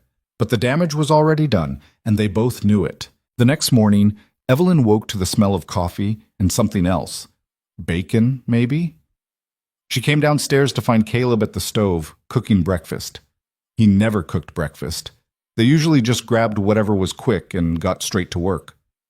What's this? She asked. Food. He didn't turn around. Thought we could both use a decent meal. Evelyn sat at the table and watched him work. His movements were efficient but unpracticed, clearly someone who'd learned to cook out of necessity rather than enjoyment. When he set a plate in front of her, the eggs were slightly overdone, and the bacon was more crispy than it needed to be. It was the best breakfast she'd had in months. They ate in silence for a while before Caleb finally spoke. We need to talk about what happens if we lose. We're not going to lose. Evelyn. I said we're not going to lose. She set down her fork harder than necessary. I can't think about that possibility. We have to. If the annulment goes through, the deed transfer gets voided. The county will force the sale. We need to figure out what comes next. There is no next. This ranch is all I have. That's not true. Caleb's voice was gentle but firm. You have skills. You could work for another rancher, or, I don't want to work for someone else. I want to work my own land. Evelyn felt tears threatening and blinked them back furiously. This place is everything my parents built. It's everything I am. If I lose it, I lose myself. Caleb was quiet for a long moment. Then we make sure you don't lose it. How? Holloway has lawyers, witnesses, money. What do we have? Each other. He said it simply, like it was obvious. And the truth. The truth is that I married you to save this ranch. The truth, Caleb corrected, is that you married me to save this ranch and then something changed, for both of us. That's not fraud, Evelyn. That's just life. She wanted to argue, but the words wouldn't come. Because he was right. Something had changed. She'd felt it that night in the kitchen when he touched her face. She'd felt it every morning when she came downstairs to find coffee waiting. She'd felt it yesterday when he'd listed all those tiny details about her life like they mattered. Like she mattered. I'm scared, she admitted quietly. Of losing the ranch? Of all of it. The ranch? This... She gestured between them. Whatever this is. I'm scared of wanting things again because wanting leads to losing. Caleb reached across the table and took her hand. I can't promise you won't lose the ranch. I wish I could, but I can't. But I can promise you won't lose me. Whatever happens in that courthouse, whatever the judge decides, I'm not going anywhere. You can't know that. I do know it. His thumb traced circles on the back of her hand. I told you about my first marriage, about losing Sarah and Emma. What I didn't tell you is that I swore I'd never care about anyone again, never put myself in a position to hurt like that. And then you walked into that feed store looking fierce and terrified at the same time. And I said yes before you even finished asking because some part of me knew I was already gone. Caleb's voice was rough. I tried to keep it simple, tried to maintain distance, but you made that impossible. Evelyn's heart was hammering. Caleb, let me finish. He took a breath. I don't know what happens after the hearing, but I know that somewhere between fixing your barn door and delivering that calf and watching you work yourself to exhaustion because you're too stubborn to quit, I fell in love with you. And that's not going to change regardless of what some judge decides. The world tilted sideways. Evelyn stared at him, at this quiet man who'd agreed to a loveless arrangement and then went and ruined everything by making it real. You don't mean that, she whispered. I do. You can't. We barely know each other. I know you better than I've known anyone in years. Caleb stood, still holding her hand. And I know you feel something too. Maybe not love, not yet, but something. Evelyn wanted to deny it, wanted to pull away and rebuild the walls she'd let crumble, but she was so tired of pretending, and his hand was warm in hers, and the truth was easier than lying. I'm terrified of you, she said. I know. Not of you exactly, of what you represent, of caring about someone enough that losing them would destroy me. I'm not going anywhere, Caleb repeated. How many times do I have to say it before you believe me? I don't know if I can believe it. Everyone leaves eventually. Not everyone. He tugged her gently to her feet, closing the distance between them. Sometimes people stay. Sometimes they choose to stay, even when it's hard. They stood there in the kitchen with the morning light streaming through the windows and the breakfast getting cold on the table. Caleb raised his free hand and cupped her face the way he had that night in the dark, but this time there was nothing tentative about it. Tell me to stop, he said quietly. Evelyn's breath caught.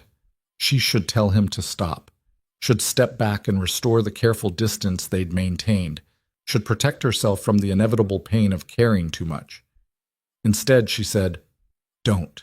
Caleb kissed her then, soft and careful, and nothing like the distant peck he'd given her at the courthouse. This was real.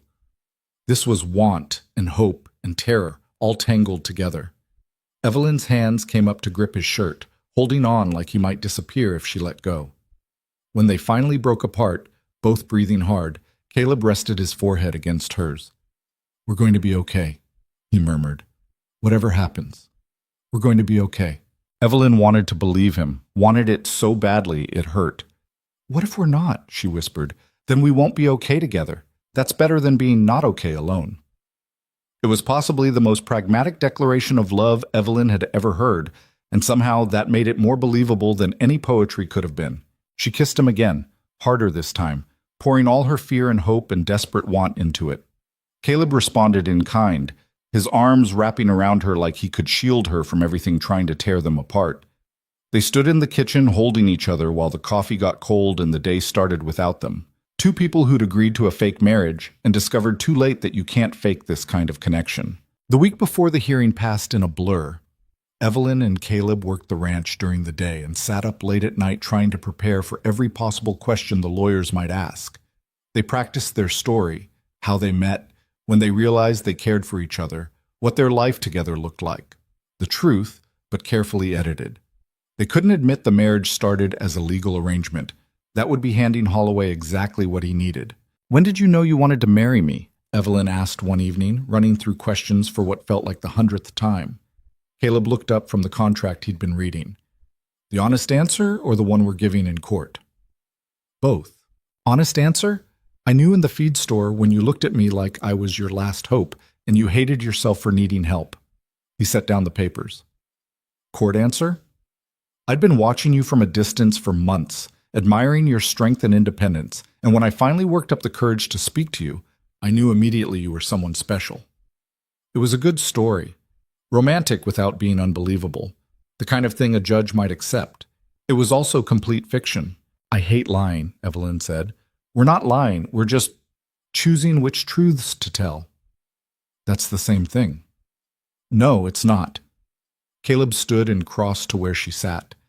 The truth is that we got married for legal reasons, but it's also true that I care about you, that we've built a real partnership, that this marriage means something to both of us now. We're just emphasizing the second truth over the first. You make it sound so simple. It is simple. What's complicated is everything else. He pulled her to her feet. Come on. You've been staring at those papers for 3 hours. You need a break. We don't have time for breaks. We have time for this. Caleb led her outside where the spring evening was settling into that perfect twilight hour when everything turned gold and soft. Look at it. Evelyn looked. The ranch spread out before them, fields turning green with new growth, mountains rising dark and solid in the distance. Her father had stood in this exact spot countless times, watching the land he'd built from nothing. This is worth fighting for, Caleb said quietly. Not just the land itself, but what it represents. Your family's legacy, your independence, your right to decide what happens to the life you've built. Our life, Evelyn corrected before she could stop herself. Caleb smiled. Our life. They stood in silence, watching the sun sink toward the ridge. Evelyn leaned against him without thinking about it, and his arm came around her shoulders like it belonged there. What if we lose? She asked. We won't. But what if we do? Caleb was quiet for a moment. Then we figure out what comes next, together. Maybe we find another piece of land. Maybe we work for someone else until we can buy our own place again. Maybe we do something completely different. I can't imagine doing anything else. You couldn't imagine being married 6 months ago either. He pressed a kiss to the top of her head. People adapt. Will adapt. Evelyn wanted to argue, but exhaustion was finally catching up with her. She let herself relax against Caleb's solid warmth and tried to believe that everything would work out. 2 days before the hearing, Frank Morrison showed up at the ranch unannounced. Evelyn saw him riding up and felt her stomach clench. Frank wasn't the type to make social calls. Mr. Morrison, she said when he dismounted, what can I do for you? Frank looked uncomfortable, his eyes darting around like he was worried someone might see him there. I came to tell you something, about the hearing. What about it? Holloway's lawyers came to see me and Clara, asked us questions about your wedding, about whether we thought it was legitimate. Frank twisted his hat in his hands. They wanted us to testify that it seemed rushed, that you and Caleb didn't act like a real couple. Ice flooded Evelyn's veins. And what did you tell them? Nothing yet. They're expecting an answer tomorrow. Frank met her eyes. But I wanted you to know that I'm not going to do it. Neither is Clara. You're not? No. Frank's expression was earnest. Look, I'll be honest. When you first proposed to Caleb in my store, I thought it was the craziest thing I'd ever seen. And I said some things in town that I'm not proud of. But over the past few months, I've watched you two. The way he looks at you. The way you've started looking at him. And I'll be damned if I help Wade Holloway destroy something real. Evelyn felt something tight in her chest loosen slightly. Thank you. Don't thank me yet. Holloway's got other witnesses lined up. Martha Hopkins, for one. She's been telling anyone who'll listen that your marriage is a sham. Frank shook his head. But Claire and I, we're going to testify on your behalf if you want us. Tell the judge what we've seen, that you're building a real life together. That would mean going against Holloway. He won't forget that. Let him remember it. Frank's jaw set stubbornly. Sometimes you've got to stand up for what's right, regardless of the consequences. After Frank left, Evelyn found Caleb in the barn and told him what had happened. He listened without interrupting, his expression thoughtful. That's good, he said when she finished. Having witnesses on our side will help. It won't be enough, not if Martha and others are willing to lie for Holloway. Then we make sure our truth is more convincing than their lies. Caleb set down the harness he'd been repairing. Evelyn, we've done everything we can to prepare. At some point, we just have to trust that it's enough. I don't know how to do that. Neither do I. He smiled slightly. But we're learning together.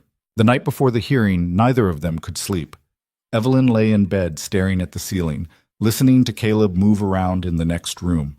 Around midnight, she gave up and went downstairs.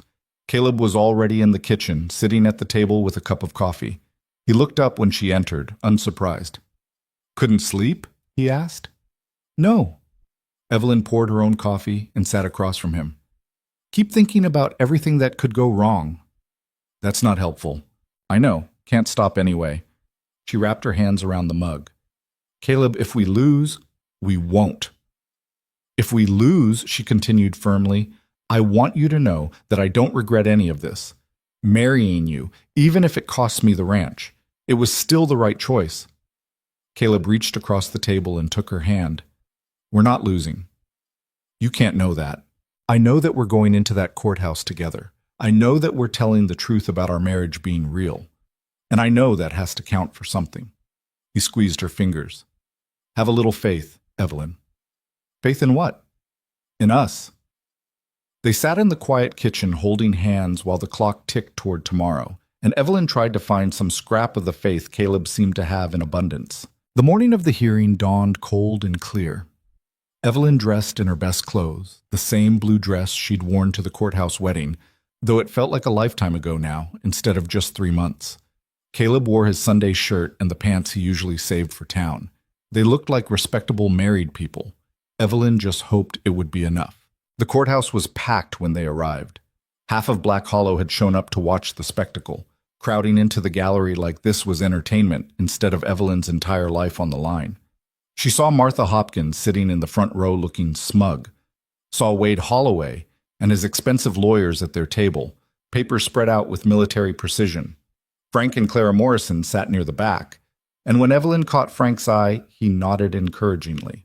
All rise for the Honorable Judge Richard Thornton. Everyone stood as the judge entered, an older man with steel-gray hair and the kind of face that gave nothing away. He took his seat behind the bench and surveyed the packed courtroom with obvious displeasure. This is a hearing regarding the petition for annulment filed by Wade Holloway against Evelyn and Caleb Ryder, he said. Mr. Blackwell, you may proceed. Howard Blackwell stood, buttoning his jacket with practiced ease. Your Honor, we're here today because Mrs. Ryder has committed fraud. She entered into a sham marriage for the sole purpose of circumventing the county land sale statute. We have witnesses who will testify to the rushed nature of this marriage, the lack of genuine affection between the parties, and the purely transactional nature of their arrangement. He went on for another 10 minutes, painting Evelyn as a desperate woman who'd manipulated an innocent man to save her property. Every word was carefully chosen to make her sound calculating and dishonest. When he finally sat down, Judge Thornton turned to Evelyn and Caleb. Do you have legal representation? No, Your Honor, Caleb said, standing. We're representing ourselves. I see. Thornton didn't look pleased. Very well. You'll have an opportunity to respond to these allegations. Mr. Blackwell, call your first witness. Martha Hopkins practically ran to the witness stand. Under Blackwell's gentle questioning, she painted a damning picture. Yes, Evelyn had proposed to Caleb in the feed store with barely any warning. Yes, they'd gotten married within days. No, she'd never seen them display genuine affection in public. Yes, it certainly seemed like a marriage of convenience designed to skirt the law. Evelyn felt sick listening to it. Every word was technically true, twisted just enough to sound damning. When it was Caleb's turn to question Martha, he stood slowly. Mrs. Hopkins, how many times have you been to our ranch? Martha blinked. I don't see what that has to... Please answer the question. Never. I haven't been to your ranch. So you have no direct knowledge of how we interact in our own home. Is that correct? Well, no, but... And when you see us in town, how long are those interactions usually? A few minutes, I suppose. A few minutes. Caleb let that hang in the air. And based on those few-minute interactions in public places, you feel qualified to judge the intimacy of our marriage? I know what I've seen, Martha said defensively. You know what you've chosen to see, Caleb corrected. Thank you. No further questions. Blackwell called 2 more witnesses, neighbors who testified to the sudden nature of the marriage and their doubts about its authenticity. Each time, Caleb asked simple questions that undermined their certainty. Did they live with us? Did they see our daily interactions? How could they know what happened in the privacy of our home? By the time Holloway's lawyers rested their case, doubt had been planted. But it wasn't enough. Not yet. Judge Thornton looked at Caleb. Do you wish to call any witnesses? Yes, Your Honor. I'd like to call Frank Morrison. Frank took the stand looking nervous but determined. Under Caleb's questioning, he described what he'd witnessed in his feed store that day, but also what he'd seen in the months since, the way Caleb and Evelyn had grown comfortable with each other, the small touches and glances that suggested genuine affection. In your opinion, Mr. Morrison, is this marriage real? Caleb asked. Frank didn't hesitate. Yes, it is now, whatever it might have been at the start. Clara Morrison testified next, saying essentially the same thing. Then, to Evelyn's surprise, Tom Brady the blacksmith took the stand and described seeing them together, working in partnership, supporting each other. They look like every other married couple I've known, Tom said simply. Maybe they started out rough, but they've grown into it. When the witnesses were finished, Judge Thornton looked at Evelyn and Caleb. I'd like to hear from the two of you directly. Mrs. Ryder, please take the stand. Evelyn's legs felt shaky as she walked to the witness chair. She placed her hand on the Bible and swore to tell the truth, then sat and faced the judge. Mrs. Ryder, Thornton said, did you marry Mr. Ryder primarily to avoid the county land sales statute? This was it, the moment everything hinged on. Evelyn took a breath and made her choice. Yes, she said. Gasps rippled through the courtroom. Holloway's lawyers looked triumphant. Caleb's face went carefully blank. But that's not the whole truth, Evelyn continued. I did propose to Caleb to save my ranch. I won't lie about that. But I chose him specifically because he was the only man in this town I trusted, the only one who'd never looked at my land with greed, and what started as a legal arrangement became something real. How convenient, Blackwell interjected. Judge Thornton silenced him with a look. Continue, Mrs. Ryder. I didn't expect to care about him, Evelyn said. I told myself it would be simple. Marry, file the papers, live separate lives under the same roof. But Caleb made that impossible. He showed up every day and did the work without being asked. He fixed things I didn't know were broken. He delivered a calf at 2 a.m. and never complained. He stood beside me when I was terrified and told me we'd face it together. Her voice cracked, but she pushed through. I don't know exactly when the marriage became real. Maybe it was the night he told me about his first wife and daughter. Maybe it was when he grabbed my wrist to keep me from walking into a storm. Maybe it was the morning I came downstairs and realized I'd been listening for his footsteps. All I know is that somewhere along the way, Caleb Ryder stopped being a legal convenience and started being my husband in every way that matters. The courtroom was silent. And if this court decides that's fraud, Evelyn finished, then I guess I'm guilty. But it's the truth. Judge Thornton's expression remained unreadable as Evelyn stepped down from the witness stand. Her legs felt unsteady, and she had to grip the railing to keep from stumbling. She'd just admitted under oath to exactly what Holloway's lawyers had accused her of. The gasps and whispers from the gallery followed her back to her seat like accusations. Caleb's hand found hers under the table, his grip warm and steady. He didn't say anything, but his thumb traced a small circle on her palm, the same gesture he'd made that day outside the feed store when Wade Holloway had confronted them. Mr. Ryder, Judge Thornton said, please take the stand. Caleb stood and walked to the witness chair with that same unhurried calm he brought to everything. He placed his hand on the Bible, swore his oath, and sat facing the courtroom like he was discussing cattle prices instead of the validity of his marriage. Blackwell was on his feet immediately. Mr. Ryder, you heard Mrs. Ryder's testimony. She admitted that this marriage began as a legal arrangement to circumvent the county statute. Do you dispute that? No, Caleb said simply. More gasps. Holloway leaned forward in his seat, looking like Christmas had come early. So you admit this marriage was fraudulent from the start, Blackwell pressed. I admit we got married for practical reasons, Caleb corrected. That's not the same as fraud. Isn't it? You entered into a legal contract with no intention of honoring the spirit of that contract. We honored it every day. Caleb's voice stayed level. We lived together as husband and wife. We worked the land together. We built a partnership. How is that not honoring the marriage? Because you didn't love each other when you married. Plenty of people don't love each other when they marry, Caleb pointed out. Arranged marriages have been common for centuries. Does that make them all fraudulent? Blackwell's jaw tightened. Those marriages are entered into with family approval and social expectations. Your marriage was a deliberate attempt to manipulate. My marriage, Caleb interrupted, was an agreement between two adults who needed each other. Evelyn needed a husband to keep her land. I needed... He paused, seeming to choose his words carefully. I needed a reason to stop running from my past. Judge Thornton leaned forward slightly. Explain that, Mr. Ryder? Caleb took a breath. I told Evelyn this already, but for the court's record, I was married before. My wife Sarah and our daughter Emma died from fever 8 years ago.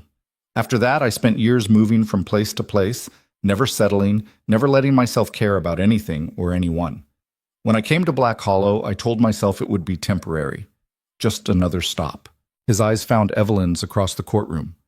Then Evelyn came into that feed store and asked me to marry her. And I said yes because I thought it would be safe. A marriage without emotion, without risk, without the possibility of loss. But I was wrong. Wrong how? Thornton asked. Wrong because you can't share someone's life without it changing you.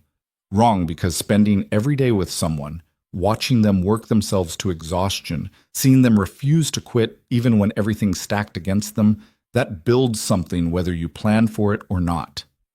Caleb's voice roughened. I fell in love with my wife, Your Honor. Not because I had to, but because she made it impossible not to. The courtroom had gone silent. Even Blackwell seemed momentarily at a loss for words. When exactly did you fall in love with Mrs. Ryder? Judge Thornton asked. Caleb considered the question. I don't know if there was one moment. Maybe it was when she delivered that calf at 2 a.m, with her hands shaking from exhaustion, but she wouldn't stop until she knew it was safe. Maybe it was the night I found her sitting in the dark kitchen trying not to cry because she was so scared of losing everything.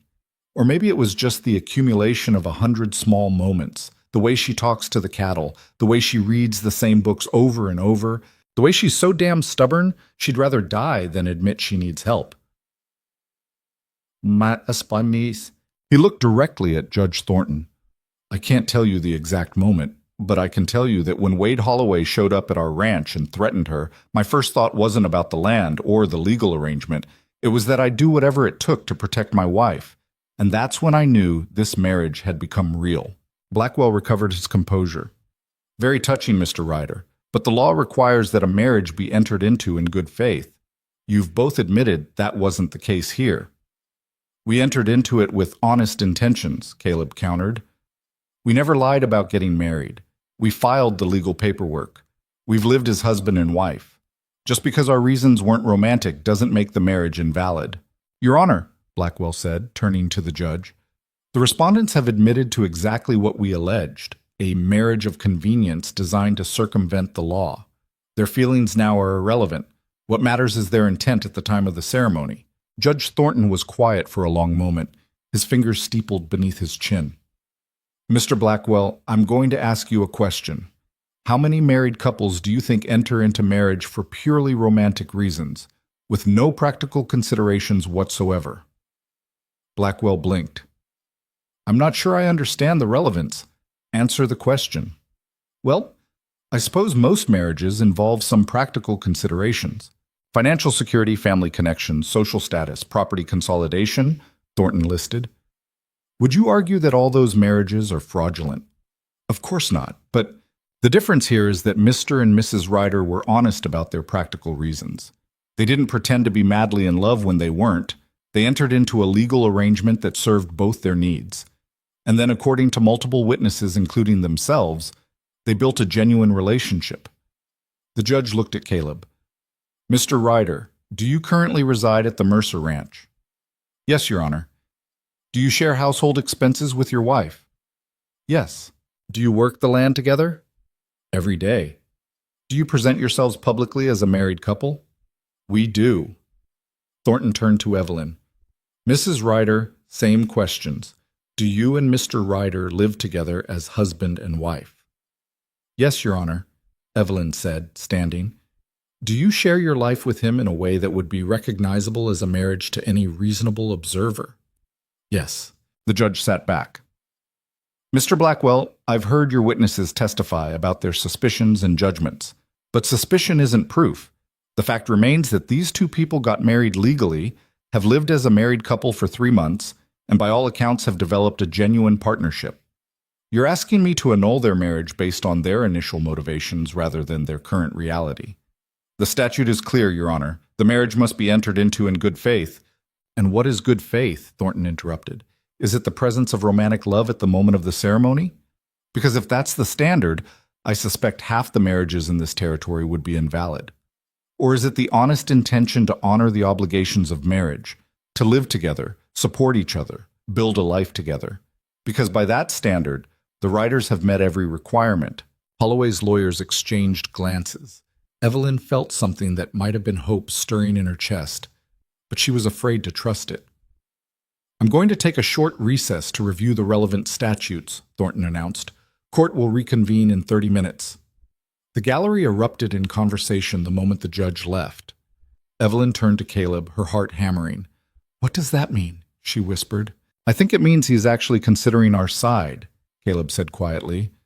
"But don't get your hopes up yet." Too late. They stood and made their way through the crowd toward the courthouse doors. People pressed in from all sides, some offering encouragement, others looking disappointed that the scandal hadn't ended in their favor. Evelyn kept her head down and let Caleb guide her through. Outside, the spring air felt shockingly fresh after the stuffiness of the packed courtroom. Evelyn leaned against the building and took several deep breaths. "You did good in there," Caleb said. "I basically admitted to everything Holloway accused us of." "You told the truth.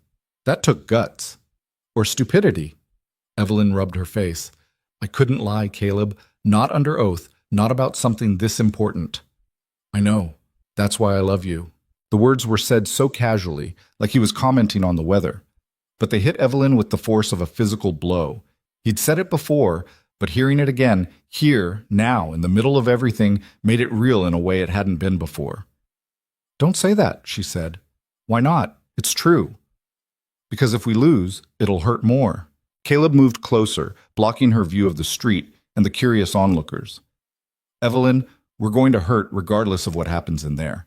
Might as well hurt over something real." Before she could respond, Frank Morrison appeared beside them. "That went better than I expected," he said. "Judge Thornton seems fair." "Fair doesn't always mean favorable," Evelyn replied. "No, but it's better than the alternative." Frank glanced back at the courthouse. "Holloway looks worried. That's got to be a good sign." Clara Morrison joined them, slightly out of breath. "That Blackwell lawyer tried to corner me in the hallway. Wanted to know if I'd reconsider my testimony.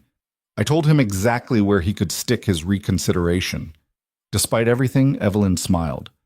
"Thank you both for standing with us." "Of course," Clara said, squeezing her arm. "That's what neighbors do." The 30 minutes crawled by with agonizing slowness. Evelyn and Caleb stood together on the courthouse steps, not talking much, just existing in each other's presence while the town swirled around them. When the bailiff finally called them back inside, Evelyn's hands were shaking. "Whatever happens," Caleb murmured as they walked back in, "we face it together." Evelyn nodded, not trusting her voice. The courtroom settled as Judge Thornton returned to the bench. His expression gave nothing away, and Evelyn felt her stomach drop. She'd seen that look before, the carefully neutral face of someone about to deliver bad news. "I've reviewed the relevant statutes and case law," Thornton began. "The county land sale statute in question was enacted in 1867 with the stated purpose of preventing land fraud and ensuring proper management of valuable property. The marriage statute requires that marriages be entered into in good faith, meaning with genuine intention to honor the obligations of matrimony." He paused, and Evelyn's heart hammered so hard she could hear it in her ears. The petitioner argues that Mrs. Ryder's marriage to Mr. Ryder was fraudulent because it was motivated primarily by a desire to circumvent the land sale requirement. The respondents don't dispute this. What they argue instead is that their motivations at the start are less relevant than their actions since. Thornton looked at Holloway, then at Evelyn and Caleb. "I find myself agreeing with the respondents." The words took a moment to register. When they did, Evelyn grabbed Caleb's hand so hard she probably hurt him. "The law requires good faith," Thornton continued, "but good faith is demonstrated through actions, not emotions. Mr. and Mrs. Ryder have lived together as a married couple for 3 months. They've combined their households, shared their resources, and by multiple accounts, including their own, developed a genuine partnership. The fact that their initial motivations were practical rather than romantic doesn't invalidate the legitimacy of their marriage." Blackwell shot to his feet. "Your Honor, with respect, you're creating a precedent that would allow anyone to manipulate—" "I'm creating no such precedent," Thornton said sharply. "I'm simply recognizing that marriage is a complex institution that serves multiple purposes: romantic, practical, social, and economic. To invalidate every marriage that began with practical considerations would be absurd. What matters is whether the parties are honoring their obligations to each other, and the evidence clearly shows that the Ryders are doing exactly that." He turned to the respondents' table. That being said, I do want to address the specific concern about land fraud. Mrs. Ryder, if you were to divorce Mr. Ryder tomorrow and reclaim sole ownership of your property, it would certainly suggest that this marriage was never genuine. Do you understand that? Evelyn stood on shaking legs. Yes, Your Honor. And do you intend to remain married to Mr. Ryder? She looked at Caleb, who was watching her with an expression that made her chest tight. Yes, Your Honor, I do. Mr. Ryder? Caleb stood beside her. I intend to remain married to my wife for as long as she'll have me. Thornton nodded slowly. Then my ruling is as follows. The petition for annulment is denied. The marriage between Evelyn Mercer Ryder and Caleb James Ryder is legally valid. The deed transfer stands as filed. Mr. Holloway, your challenge is dismissed. The courtroom exploded. Evelyn heard shouting, applause, angry protests all blending together into meaningless noise. She stood frozen, unable to process what had just happened. They'd won.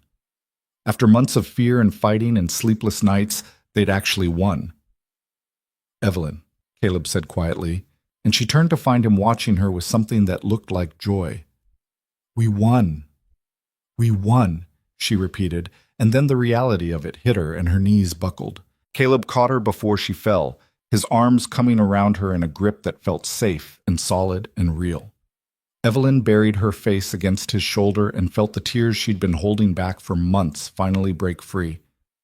We won, she said again, muffled against his shirt. Yeah, we did. He was laughing, she realized, actually laughing. We actually did it. People surrounded them, Frank and Clara, Tom Brady, even some faces Evelyn didn't immediately recognize. Everyone talking at once, offering congratulations, reliving the best moments of the hearing. Through it all, Caleb held her like she might disappear if he let go. Across the courtroom, Wade Holloway stood with his lawyers, his face a mask of barely controlled fury. Evelyn met his eyes over Caleb's shoulder and saw the promise there. This wasn't over, not for him. But for now, right now, it was enough. Judge Thornton banged his gavel repeatedly, trying to restore order. This court is adjourned. Everyone please clear the courtroom. The crowd slowly dispersed, though people kept stopping to shake Caleb's hand or embrace Evelyn. It took almost 20 minutes before they finally made it outside into the spring sunshine. The ride back to the ranch felt surreal. Evelyn kept expecting someone to chase them down, to tell them there'd been a mistake, that the ruling was reversed. But no one came. They rode in silence through the greening landscape, and with each mile, the reality of what they'd accomplished settled deeper into Evelyn's bones. The ranch looked the same when they arrived. Same weathered house, same leaning barn, same cattle in the pasture. But somehow it felt different. Lighter, maybe. Or maybe that was just Evelyn herself feeling lighter. She dismounted and stood looking at the land that had nearly cost her everything, the land she'd fought so hard to keep. Her father's legacy, her mother's memory, her entire identity wrapped up in 200 acres of mountain valley. It's really ours, she said quietly. Caleb came to stand beside her. It was always yours. Ours, she corrected. The deed has both our names on it. Legal technicality. No. Evelyn turned to face him. It's ours. I meant what I said in that courtroom, about this marriage being real, about you being my husband, all of it. Something shifted in Caleb's expression. Yeah? Yeah. She took a breath. I love you. I don't know when it happened exactly, and I'm probably terrible at showing it, but it's true. I love you, Caleb Ryder. For a moment, he just stared at her. Then he laughed, a full, genuine sound that Evelyn had rarely heard from him, and pulled her into a kiss that made her forget about land deeds and courtrooms and everything except the feel of him solid and real and hers. When they finally broke apart, both breathing hard, Caleb rested his forehead against hers. I love you too, he said. In case that wasn't clear. It was pretty clear. Evelyn smiled. You did give a very moving speech in court. Had to make sure the judge understood. I think everyone understood. She paused. What happens now? Now we live our lives. Caleb pulled back to look at her properly. We work the ranch, we build something together, we figure out what comes next as we go. That's simple? That's simple. It probably wouldn't be simple at all, Evelyn thought. There would be more challenges, more people like Holloway trying to tear them down, more moments of doubt and fear and struggle. But standing there with Caleb's arms around her and the ranch spread out before them, she felt something she hadn't felt in months. Hope. They spent the rest of the day doing normal ranch work, feeding cattle, checking fences, all the mundane tasks that had filled their days for months. But everything felt different now. When Caleb reached past her to grab a tool, she didn't tense. When they passed each other in the barn, she let herself smile. When they came inside for dinner, sweaty and tired and covered in dust, it felt like coming home in a way it hadn't before. After dinner, they sat on the porch watching the sunset behind the mountains. The spring air was cool, but not cold, carrying the scent of new grass and mountain pine. Evelyn leaned against Caleb's shoulder, and his arm came around her automatically. "Do you ever think about what would have happened if I'd asked someone else?" she asked. "If you'd said no?" "All the time," Caleb admitted. "And I'm grateful every day that you asked me and I was smart enough to say yes. Even with all the drama and the court case and Holloway? Even with all that," he pressed a kiss to her temple. "You were worth fighting for, Evelyn. The ranch was just a bonus." She turned to look at him in the fading light. "You know we're actually stuck with each other now, right? We stood up in court and said we're staying married. Can't back out without looking like frauds." "Is that your way of proposing again?" "Maybe." Evelyn felt herself smile. "Except this time it's real. No legal loopholes, no desperate circumstances, just us." "Just us," Caleb echoed. "I can live with that." They sat in comfortable silence as the stars began to appear overhead. Somewhere in the distance a coyote called, and was answered by another. The cattle settled for the night with soft lowing sounds. The old house creaked as it cooled from the day's warmth. All the sounds of home. "I want to do it properly," Evelyn said suddenly. "Do what?" "Marry you. Not in a courthouse with hostile witnesses. Not because we have to." She sat up to face him. "I want to stand in front of people who actually care about us and say the words like I mean them." Caleb studied her face. "You want a real wedding?" "Is that crazy?" "No." He smiled. "But we're already married. So we'll get married again. People do it all the time, renew their vows or whatever." Evelyn felt herself getting excited about the idea. "Nothing fancy, just our friends, maybe at the ranch, a real celebration instead of a legal maneuver." "When?" "I don't know, summer maybe, after we get the planting done and before harvest." She paused. "Unless you think it's stupid, I think," Caleb said slowly, "that marrying you once was the best decision I ever made. Doing it again sounds even better." They started planning it right there on the porch as the night settled around them. Nothing elaborate. Clara could make a cake, they'd ask Frank to stand up as best man, maybe have it near the creek where the wildflowers would be blooming. Simple and genuine, the way everything between them had become. By the time they finally went inside, the moon was high, and the house was dark except for the lamp they'd left burning in the kitchen.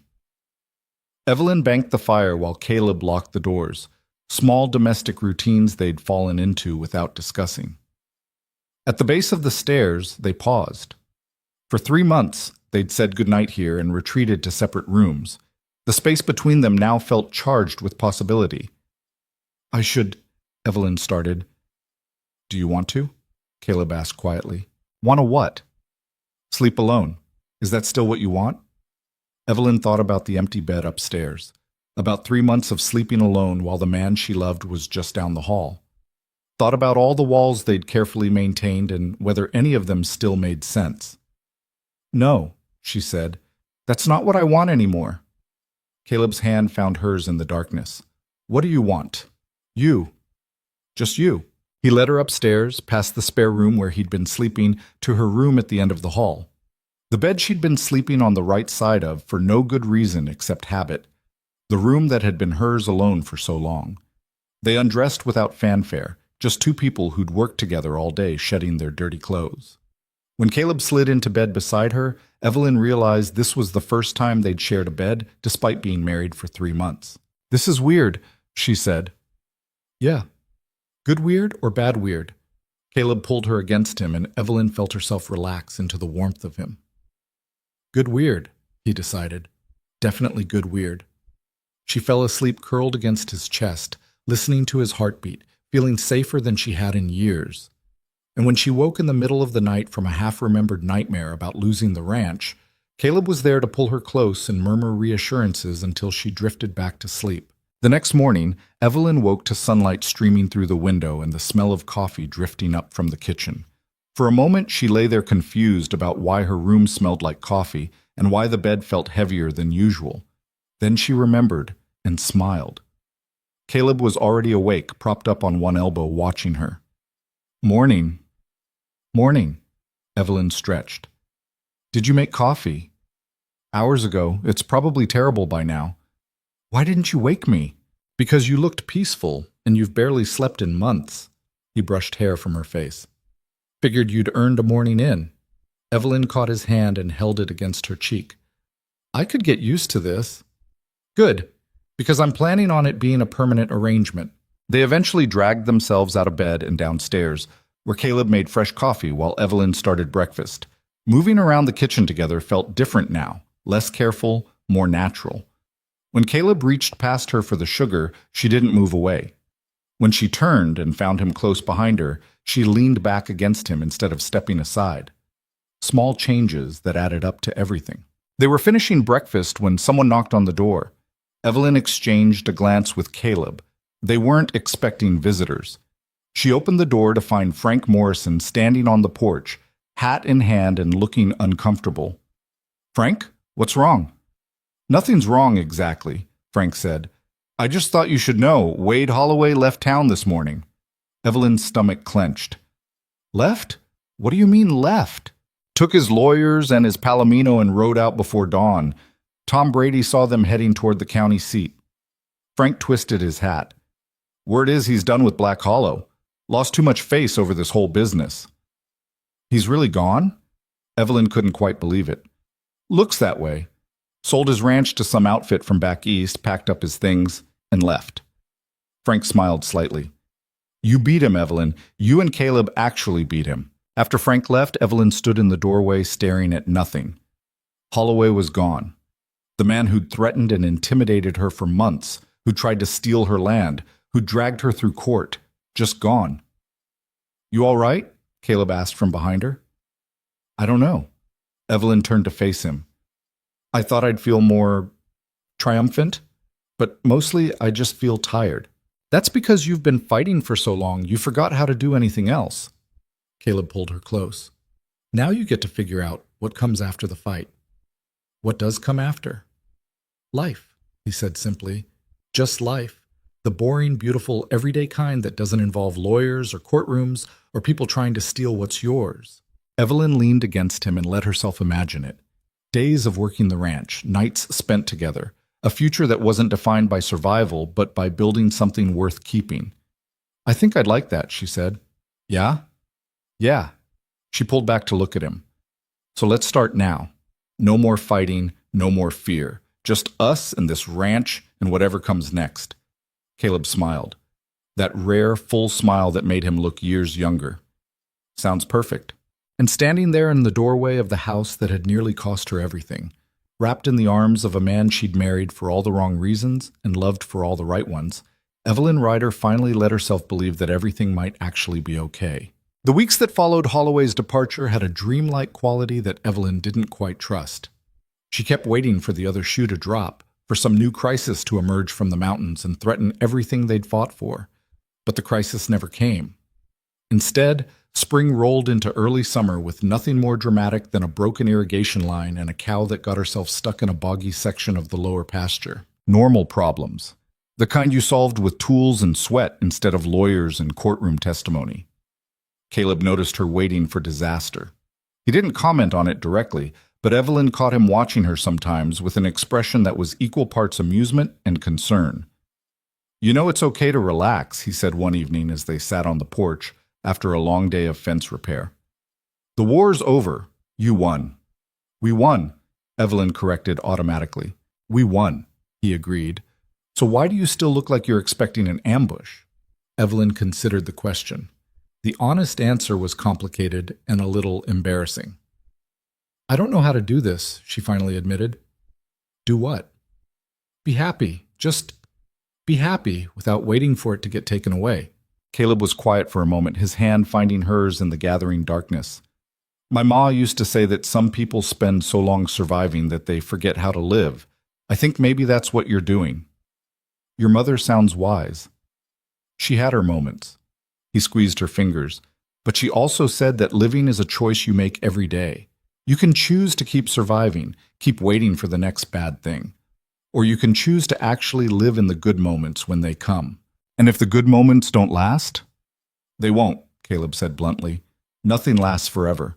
But that doesn't make them less valuable while you have them. Evelyn turned to look at him in the fading light. When did you get so philosophical? I've had a lot of time to think about it. 8 years of running from happiness will do that. He pulled her closer. I don't want to run anymore, Evelyn, and I don't want you to spend our life together braced for impact. I'll try, she said, but I'm not promising miracles. I'm not asking for miracles. Just try. She did try. It wasn't easy. A lifetime of preparing for the worst didn't just evaporate because a judge ruled in their favor, but slowly, incrementally, Evelyn started letting herself relax into the rhythm of their life together. They set a date for their second wedding, the last Saturday in June, when the wildflowers would be at their peak and the weather would be warm enough for an outdoor ceremony. Clara Morrison took over planning with the kind of enthusiasm usually reserved for royal weddings, despite Evelyn's protests that they wanted something simple. It will be simple, Clara assured her.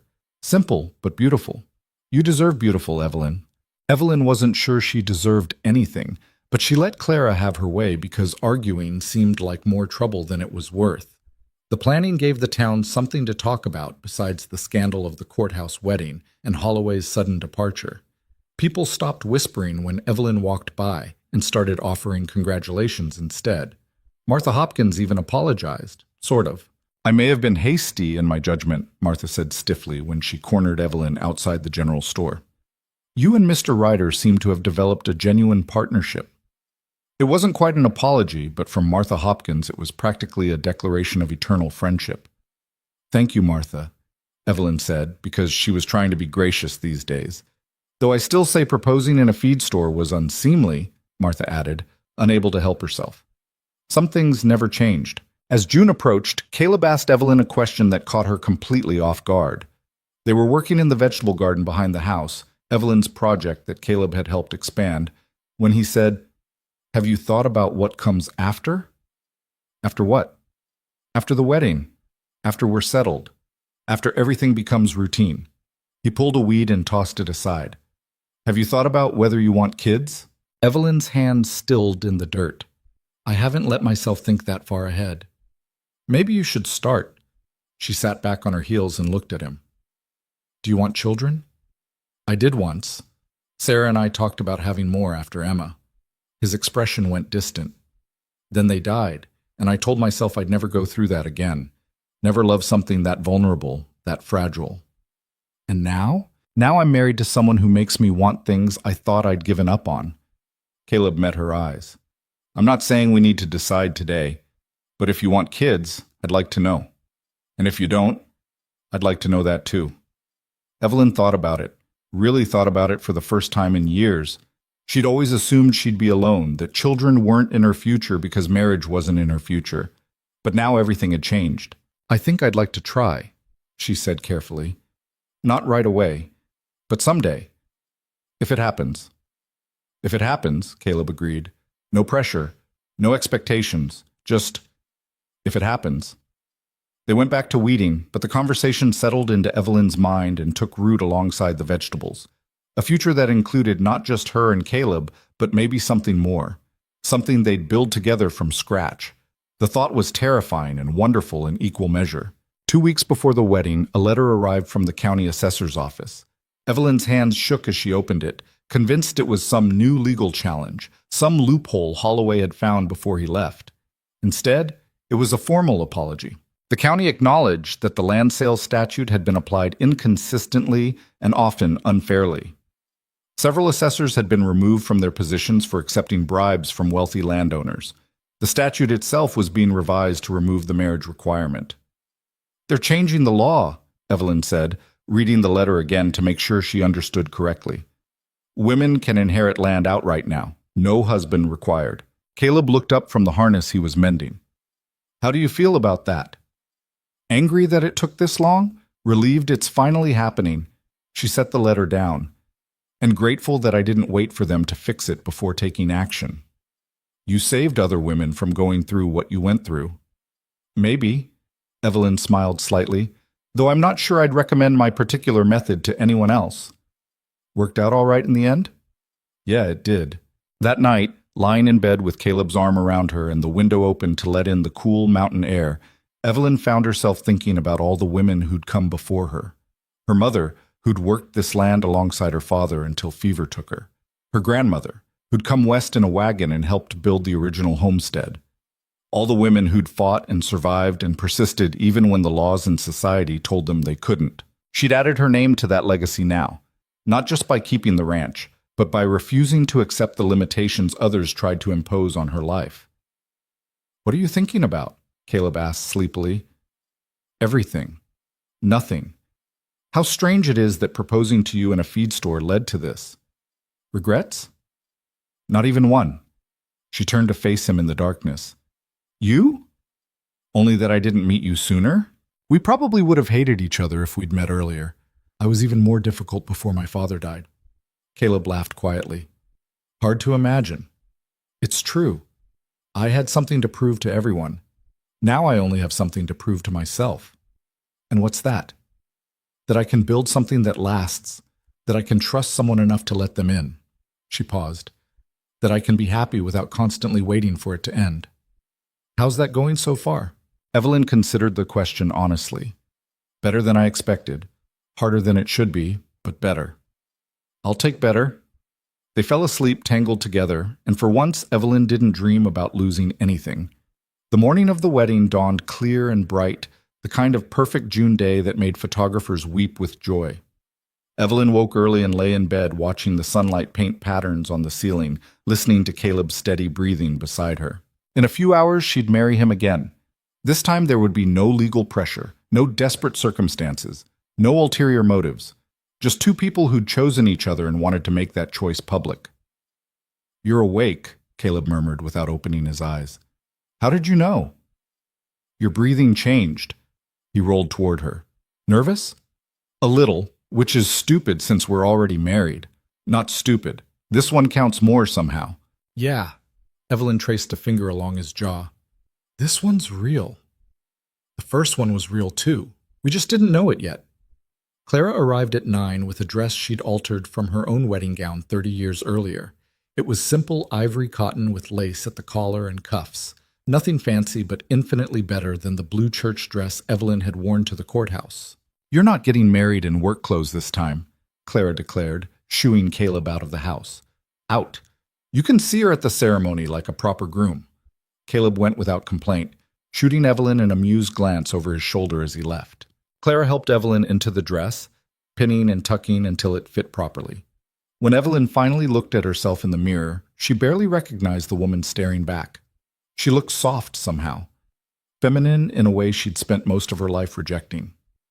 You're beautiful, Clara said firmly. Don't even try to argue. I wasn't going to argue, Evelyn said, surprising herself. Though I'm not sure Caleb will recognize me. Oh, he'll recognize you. He'd recognize you in a burlap sack. Clara smiled. That man looks at you like you hung the moon. People started arriving around noon. Not the whole town. Evelyn had made it clear this was for friends only, but enough to fill the meadow near the creek where they'd set up chairs and a simple wooden arch that Caleb and Tom Brady had built together. Frank Morrison stood with Caleb at the front, both men looking uncomfortable in their Sunday clothes. Evelyn watched from the house as guests settled into their seats and felt her nerves kick up another notch. Ready? Clara asked. As I'll ever be. They decided against the traditional wedding march.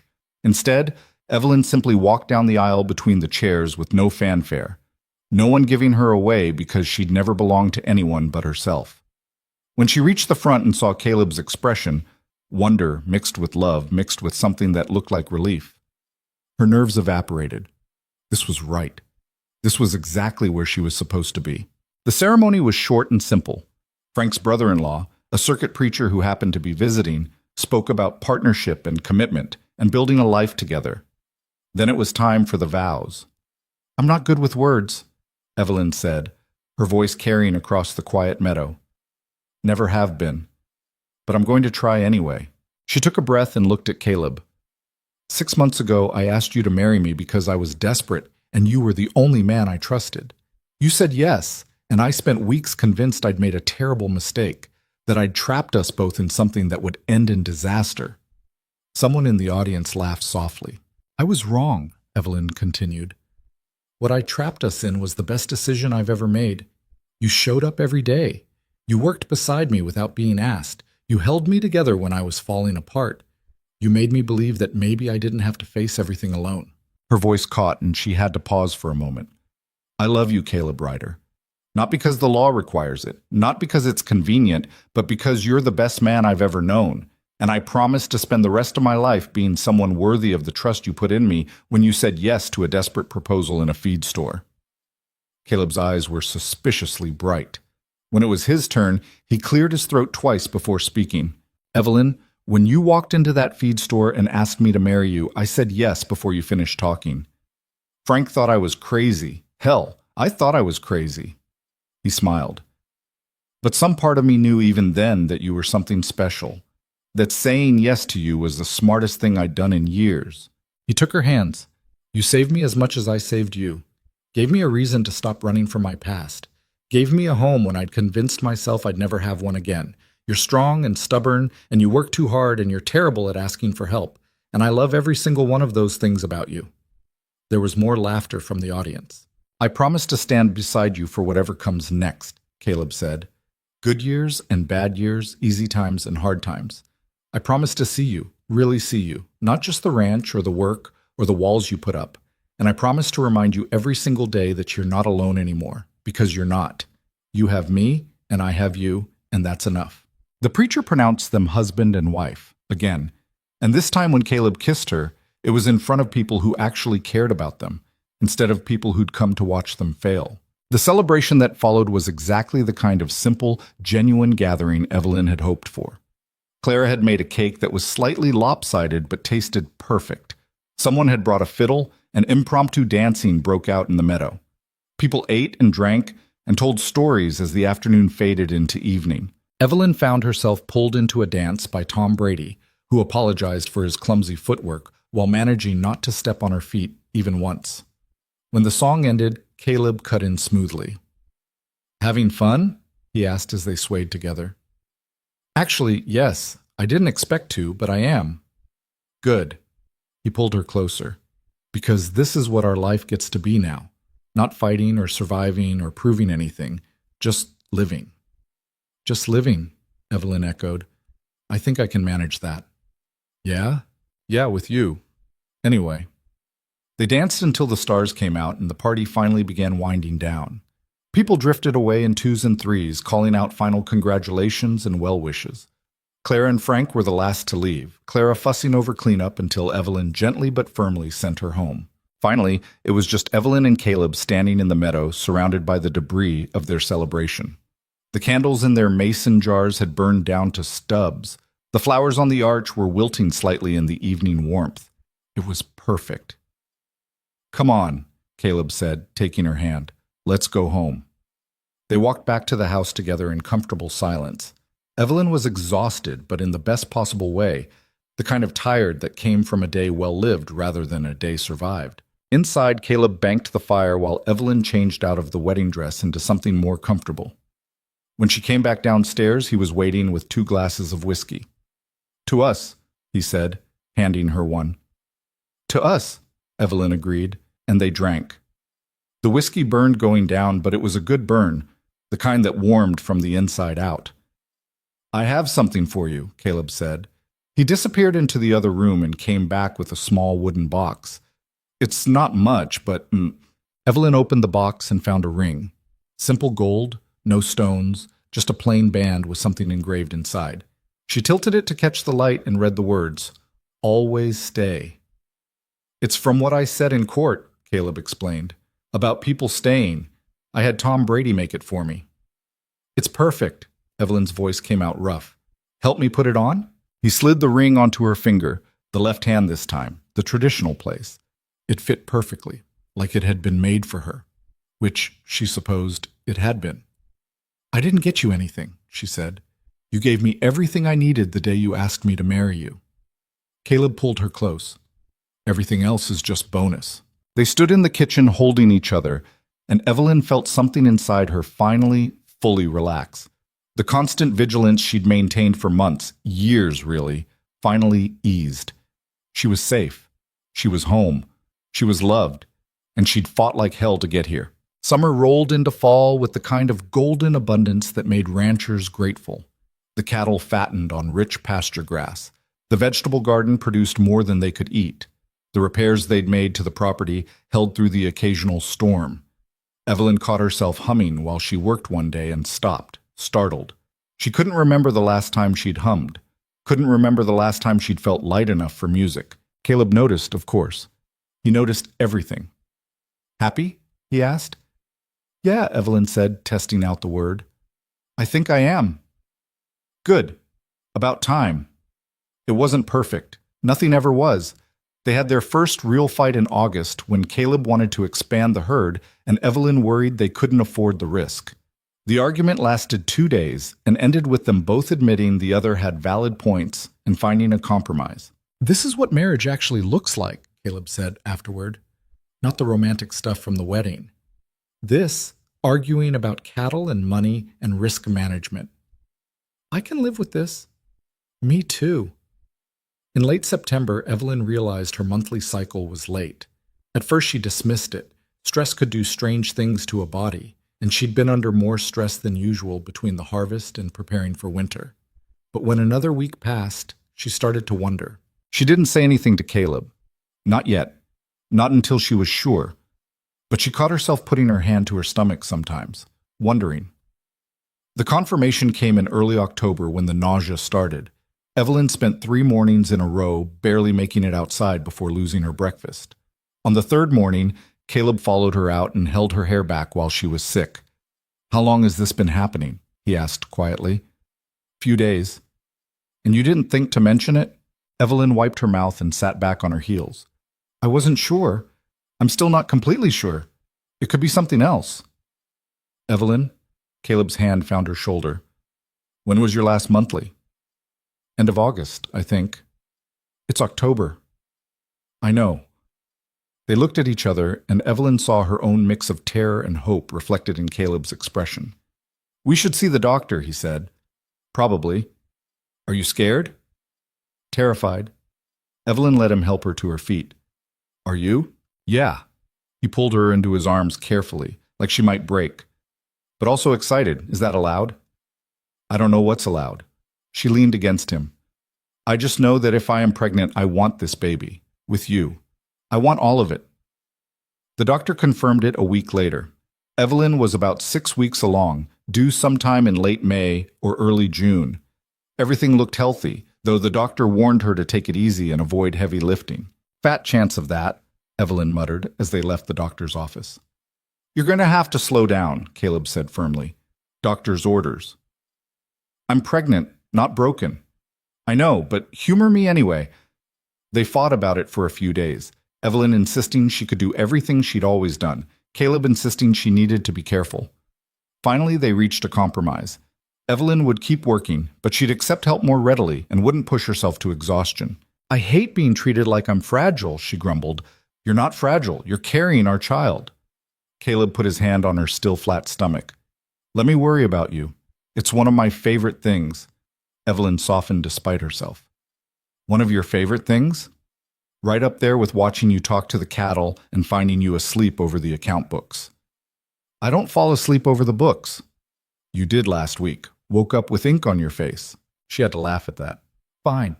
You can worry about me. A little." "I'll take a little." Winter came early that year, snow falling in mid-November and blanketing the ranch in white. Evelyn watched from the kitchen window as Caleb worked outside, bundled against the cold, moving with the same steady competence he brought to everything.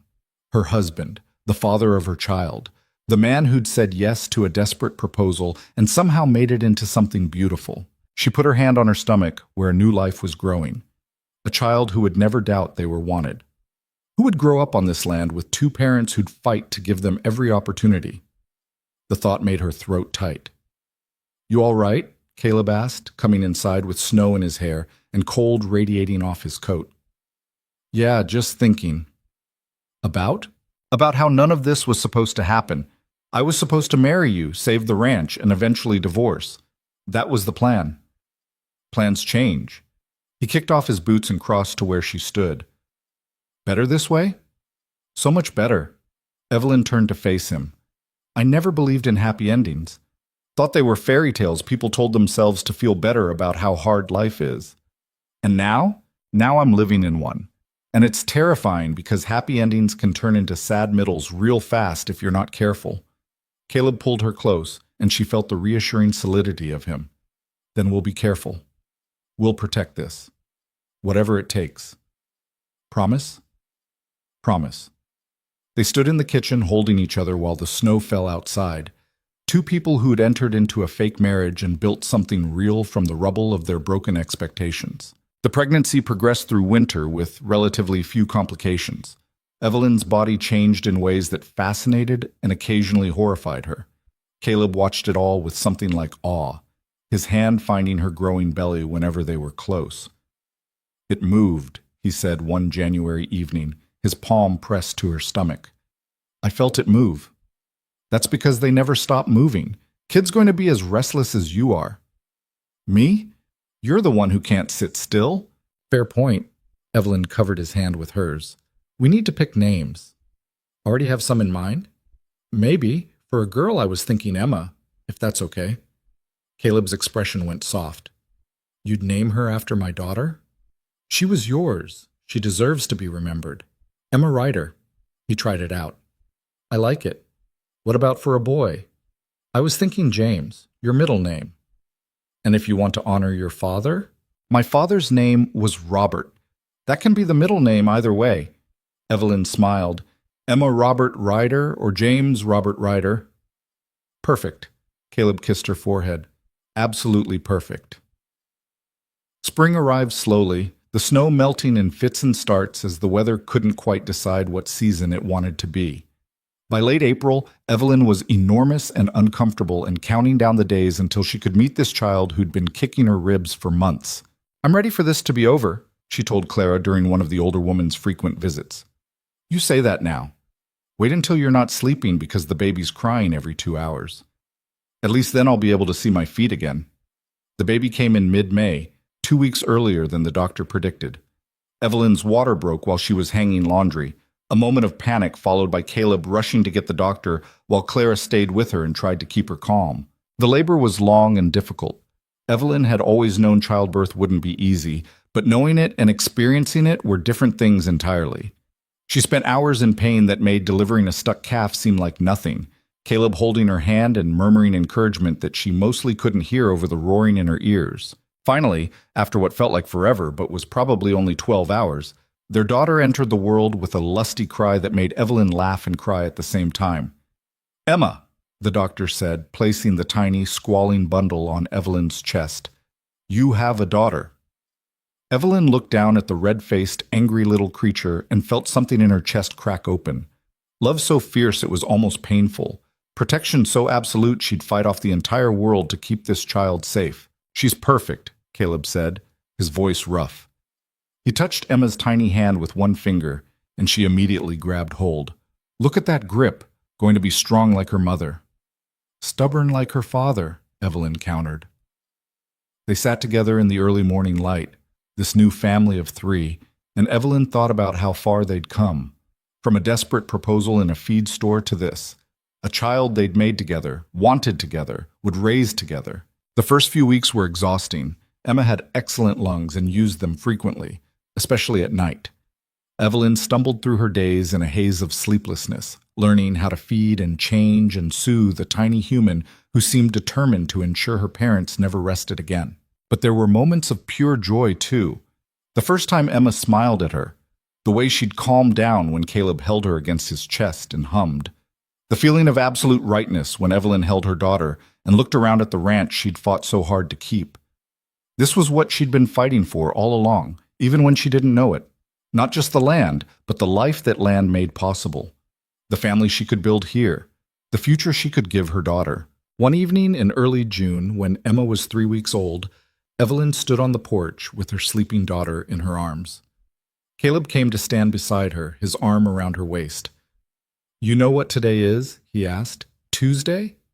1 year since you proposed to me." Evelyn looked at him in surprise. "Has it really been a year?" 365 days since you walked into that feed store and changed both our lives." 365 days, Evelyn repeated. "Seems longer. Seems like you've always been here." "Feel that way to me too." Caleb pressed a kiss to her temple. "Best year of my life." "Even with the court case and Holloway and all the drama?" "Even with all that. Because it led here, to you and me and her." He gestured to Emma. "This is what I meant when I said some things are worth fighting for." Evelyn looked out at the ranch spread before them, the fields green with summer growth, the mountains rising solid in the distance, the cattle settling for the evening, her father's land, her mother's memory, her daughter's inheritance. But more than that, it was home, the place where she'd learned that survival wasn't the same as living, that walls built to keep pain out also kept joy out, that sometimes the scariest thing you could do was trust someone enough to let them in. "I'm glad I asked you," she said quietly. "Even though I was terrified, even though I thought it was temporary. I'm glad it was you." "Me too." Caleb held her closer. "And I'm glad I said yes before you even finished asking." Emma stirred in Evelyn's arms and made a small noise before settling back to sleep. Such a tiny person, but already she'd changed everything. Made Evelyn think about the future in ways she never had before. Made her want to build something that would last beyond her own lifetime. "She's going to grow up different than I did," Evelyn said. "She'll never have to marry someone to keep her land, never have to choose between her independence and her security." "Because you fought to change it." "We fought to change it." "Still taking credit for yourself," Caleb teased gently, "after all this time." "Old habits," Evelyn smiled. "But you're right. We did it together. Everything. Saving the ranch, fighting Holloway, building this life. None of it would have worked if I'd tried to do it alone." "Probably would have worked," Caleb said. "You're the most stubborn person I know, but it wouldn't have been as good." "No," Evelyn agreed. "It wouldn't have been as good." They stood in comfortable silence as the sun set behind the mountains, painting the sky in shades of gold and pink. The same sky Evelyn had watched her entire life, but somehow it looked different now.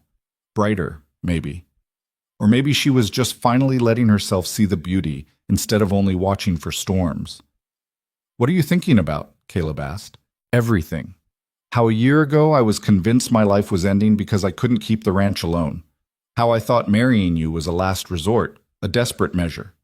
She shifted Emma carefully. "And how it turned out to be the first real choice I made, not for survival, but for actually living. Took you a while to figure that out." "I'm stubborn, remember?" Evelyn looked at him. "But I got there eventually, with your help. That's all anyone can really do. Help each other figure it out as we go." Inside the house, Evelyn could see the lamp they'd left burning in the kitchen. The same kitchen where they'd sat across from each other planning a fake marriage. The same table where they'd worked out the details of their arrangement. Everything looked the same, but everything had changed. They'd changed. Emma started fussing, and Evelyn recognized the early signs that meant hungry. "I should feed her." "I'll make dinner while you do," Caleb said. "We've got that beef stew from yesterday." Such ordinary words, such ordinary plans. But that was what life was made of. Not grand gestures or dramatic moments, but the quiet accumulation of ordinary days. Feeding the baby, making dinner, working the land, falling asleep tangled together, and waking up to do it all again. Evelyn had spent so long bracing for disaster that she'd almost missed the miracle happening right in front of her. Later that night, after Emma had been fed and changed and finally settled in her cradle, after they'd eaten dinner and cleaned up and completed all the small tasks that made up a life, Evelyn and Caleb lay in bed together. "Do you ever wonder how things would have turned out if I'd asked someone else?" Evelyn asked. "If you'd said no?" "Sometimes," Caleb admitted, "but not in a useful way. All I know is I'm grateful it worked out like this." "Me too." She rolled toward him, resting her head on his shoulder. Through the open window, she could hear the night sounds of the ranch, cattle settling, the wind in the pines, Somewhere in the distance, a coyote calling. All the sounds of home. Caleb? Yeah? Thank you. For what? For saying yes. For staying. For making me believe that not everyone leaves. His arm tightened around her. Always stay. Remember? I remember. Evelyn touched the ring on her finger, the one engraved with those exact words. I remember everything. They drifted toward sleep in the comfortable silence of two people who knew each other well enough that words weren't always necessary. And as Evelyn felt herself slipping away, she thought about the woman she'd been a year ago, desperate, afraid, convinced she had to face everything alone. That woman would barely recognize the person she'd become, would probably scoff at the idea that a fake marriage could turn into something real, would never believe that the biggest risk she ever took would turn out to be the best decision of her life. But it had. She'd walked into a feed store planning to save her ranch and walked out having saved herself instead. Not that she'd known it at the time, not that she'd even been looking to be saved. But Caleb had seen past the walls she'd built and offered her something she didn't know she needed: partnership, genuine, honest partnership with someone who saw her clearly and chose her anyway. And from that partnership had grown everything else: love and trust and a family and a future she could actually let herself imagine. Outside, Emma started crying. Evelyn groaned and started to get up, but Caleb was already moving.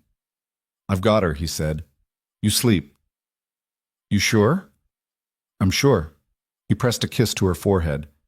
You rest. I'll take this shift. Evelyn listened to him cross to the nursery, heard his low voice soothing their daughter, and felt a wave of gratitude so strong it made her throat tight. This was what she'd fought for. This exact moment. A partner who showed up, who shared the burden, who made the hard days bearable and the good days better. She fell asleep listening to Caleb singing to Emma, some old song she didn't recognize, his voice rough but gentle. The sound of home, the sound of family, the sound of everything she'd never let herself hope for finally, improbably, coming true. And in the morning, when the sun rose over the mountains and painted the valley gold, Evelyn Ryder would wake up in the house her father built, surrounded by the people she loved, on the land she'd fought to keep. She'd wake up to another ordinary day of feeding cattle and fixing fences and raising a daughter and building a life with a man she'd married for all the wrong reasons and loved for all the right ones. She'd wake up knowing that some fairy tales start in feed stores, that some happy endings come from desperate proposals, and that sometimes the strongest things aren't built through force at all.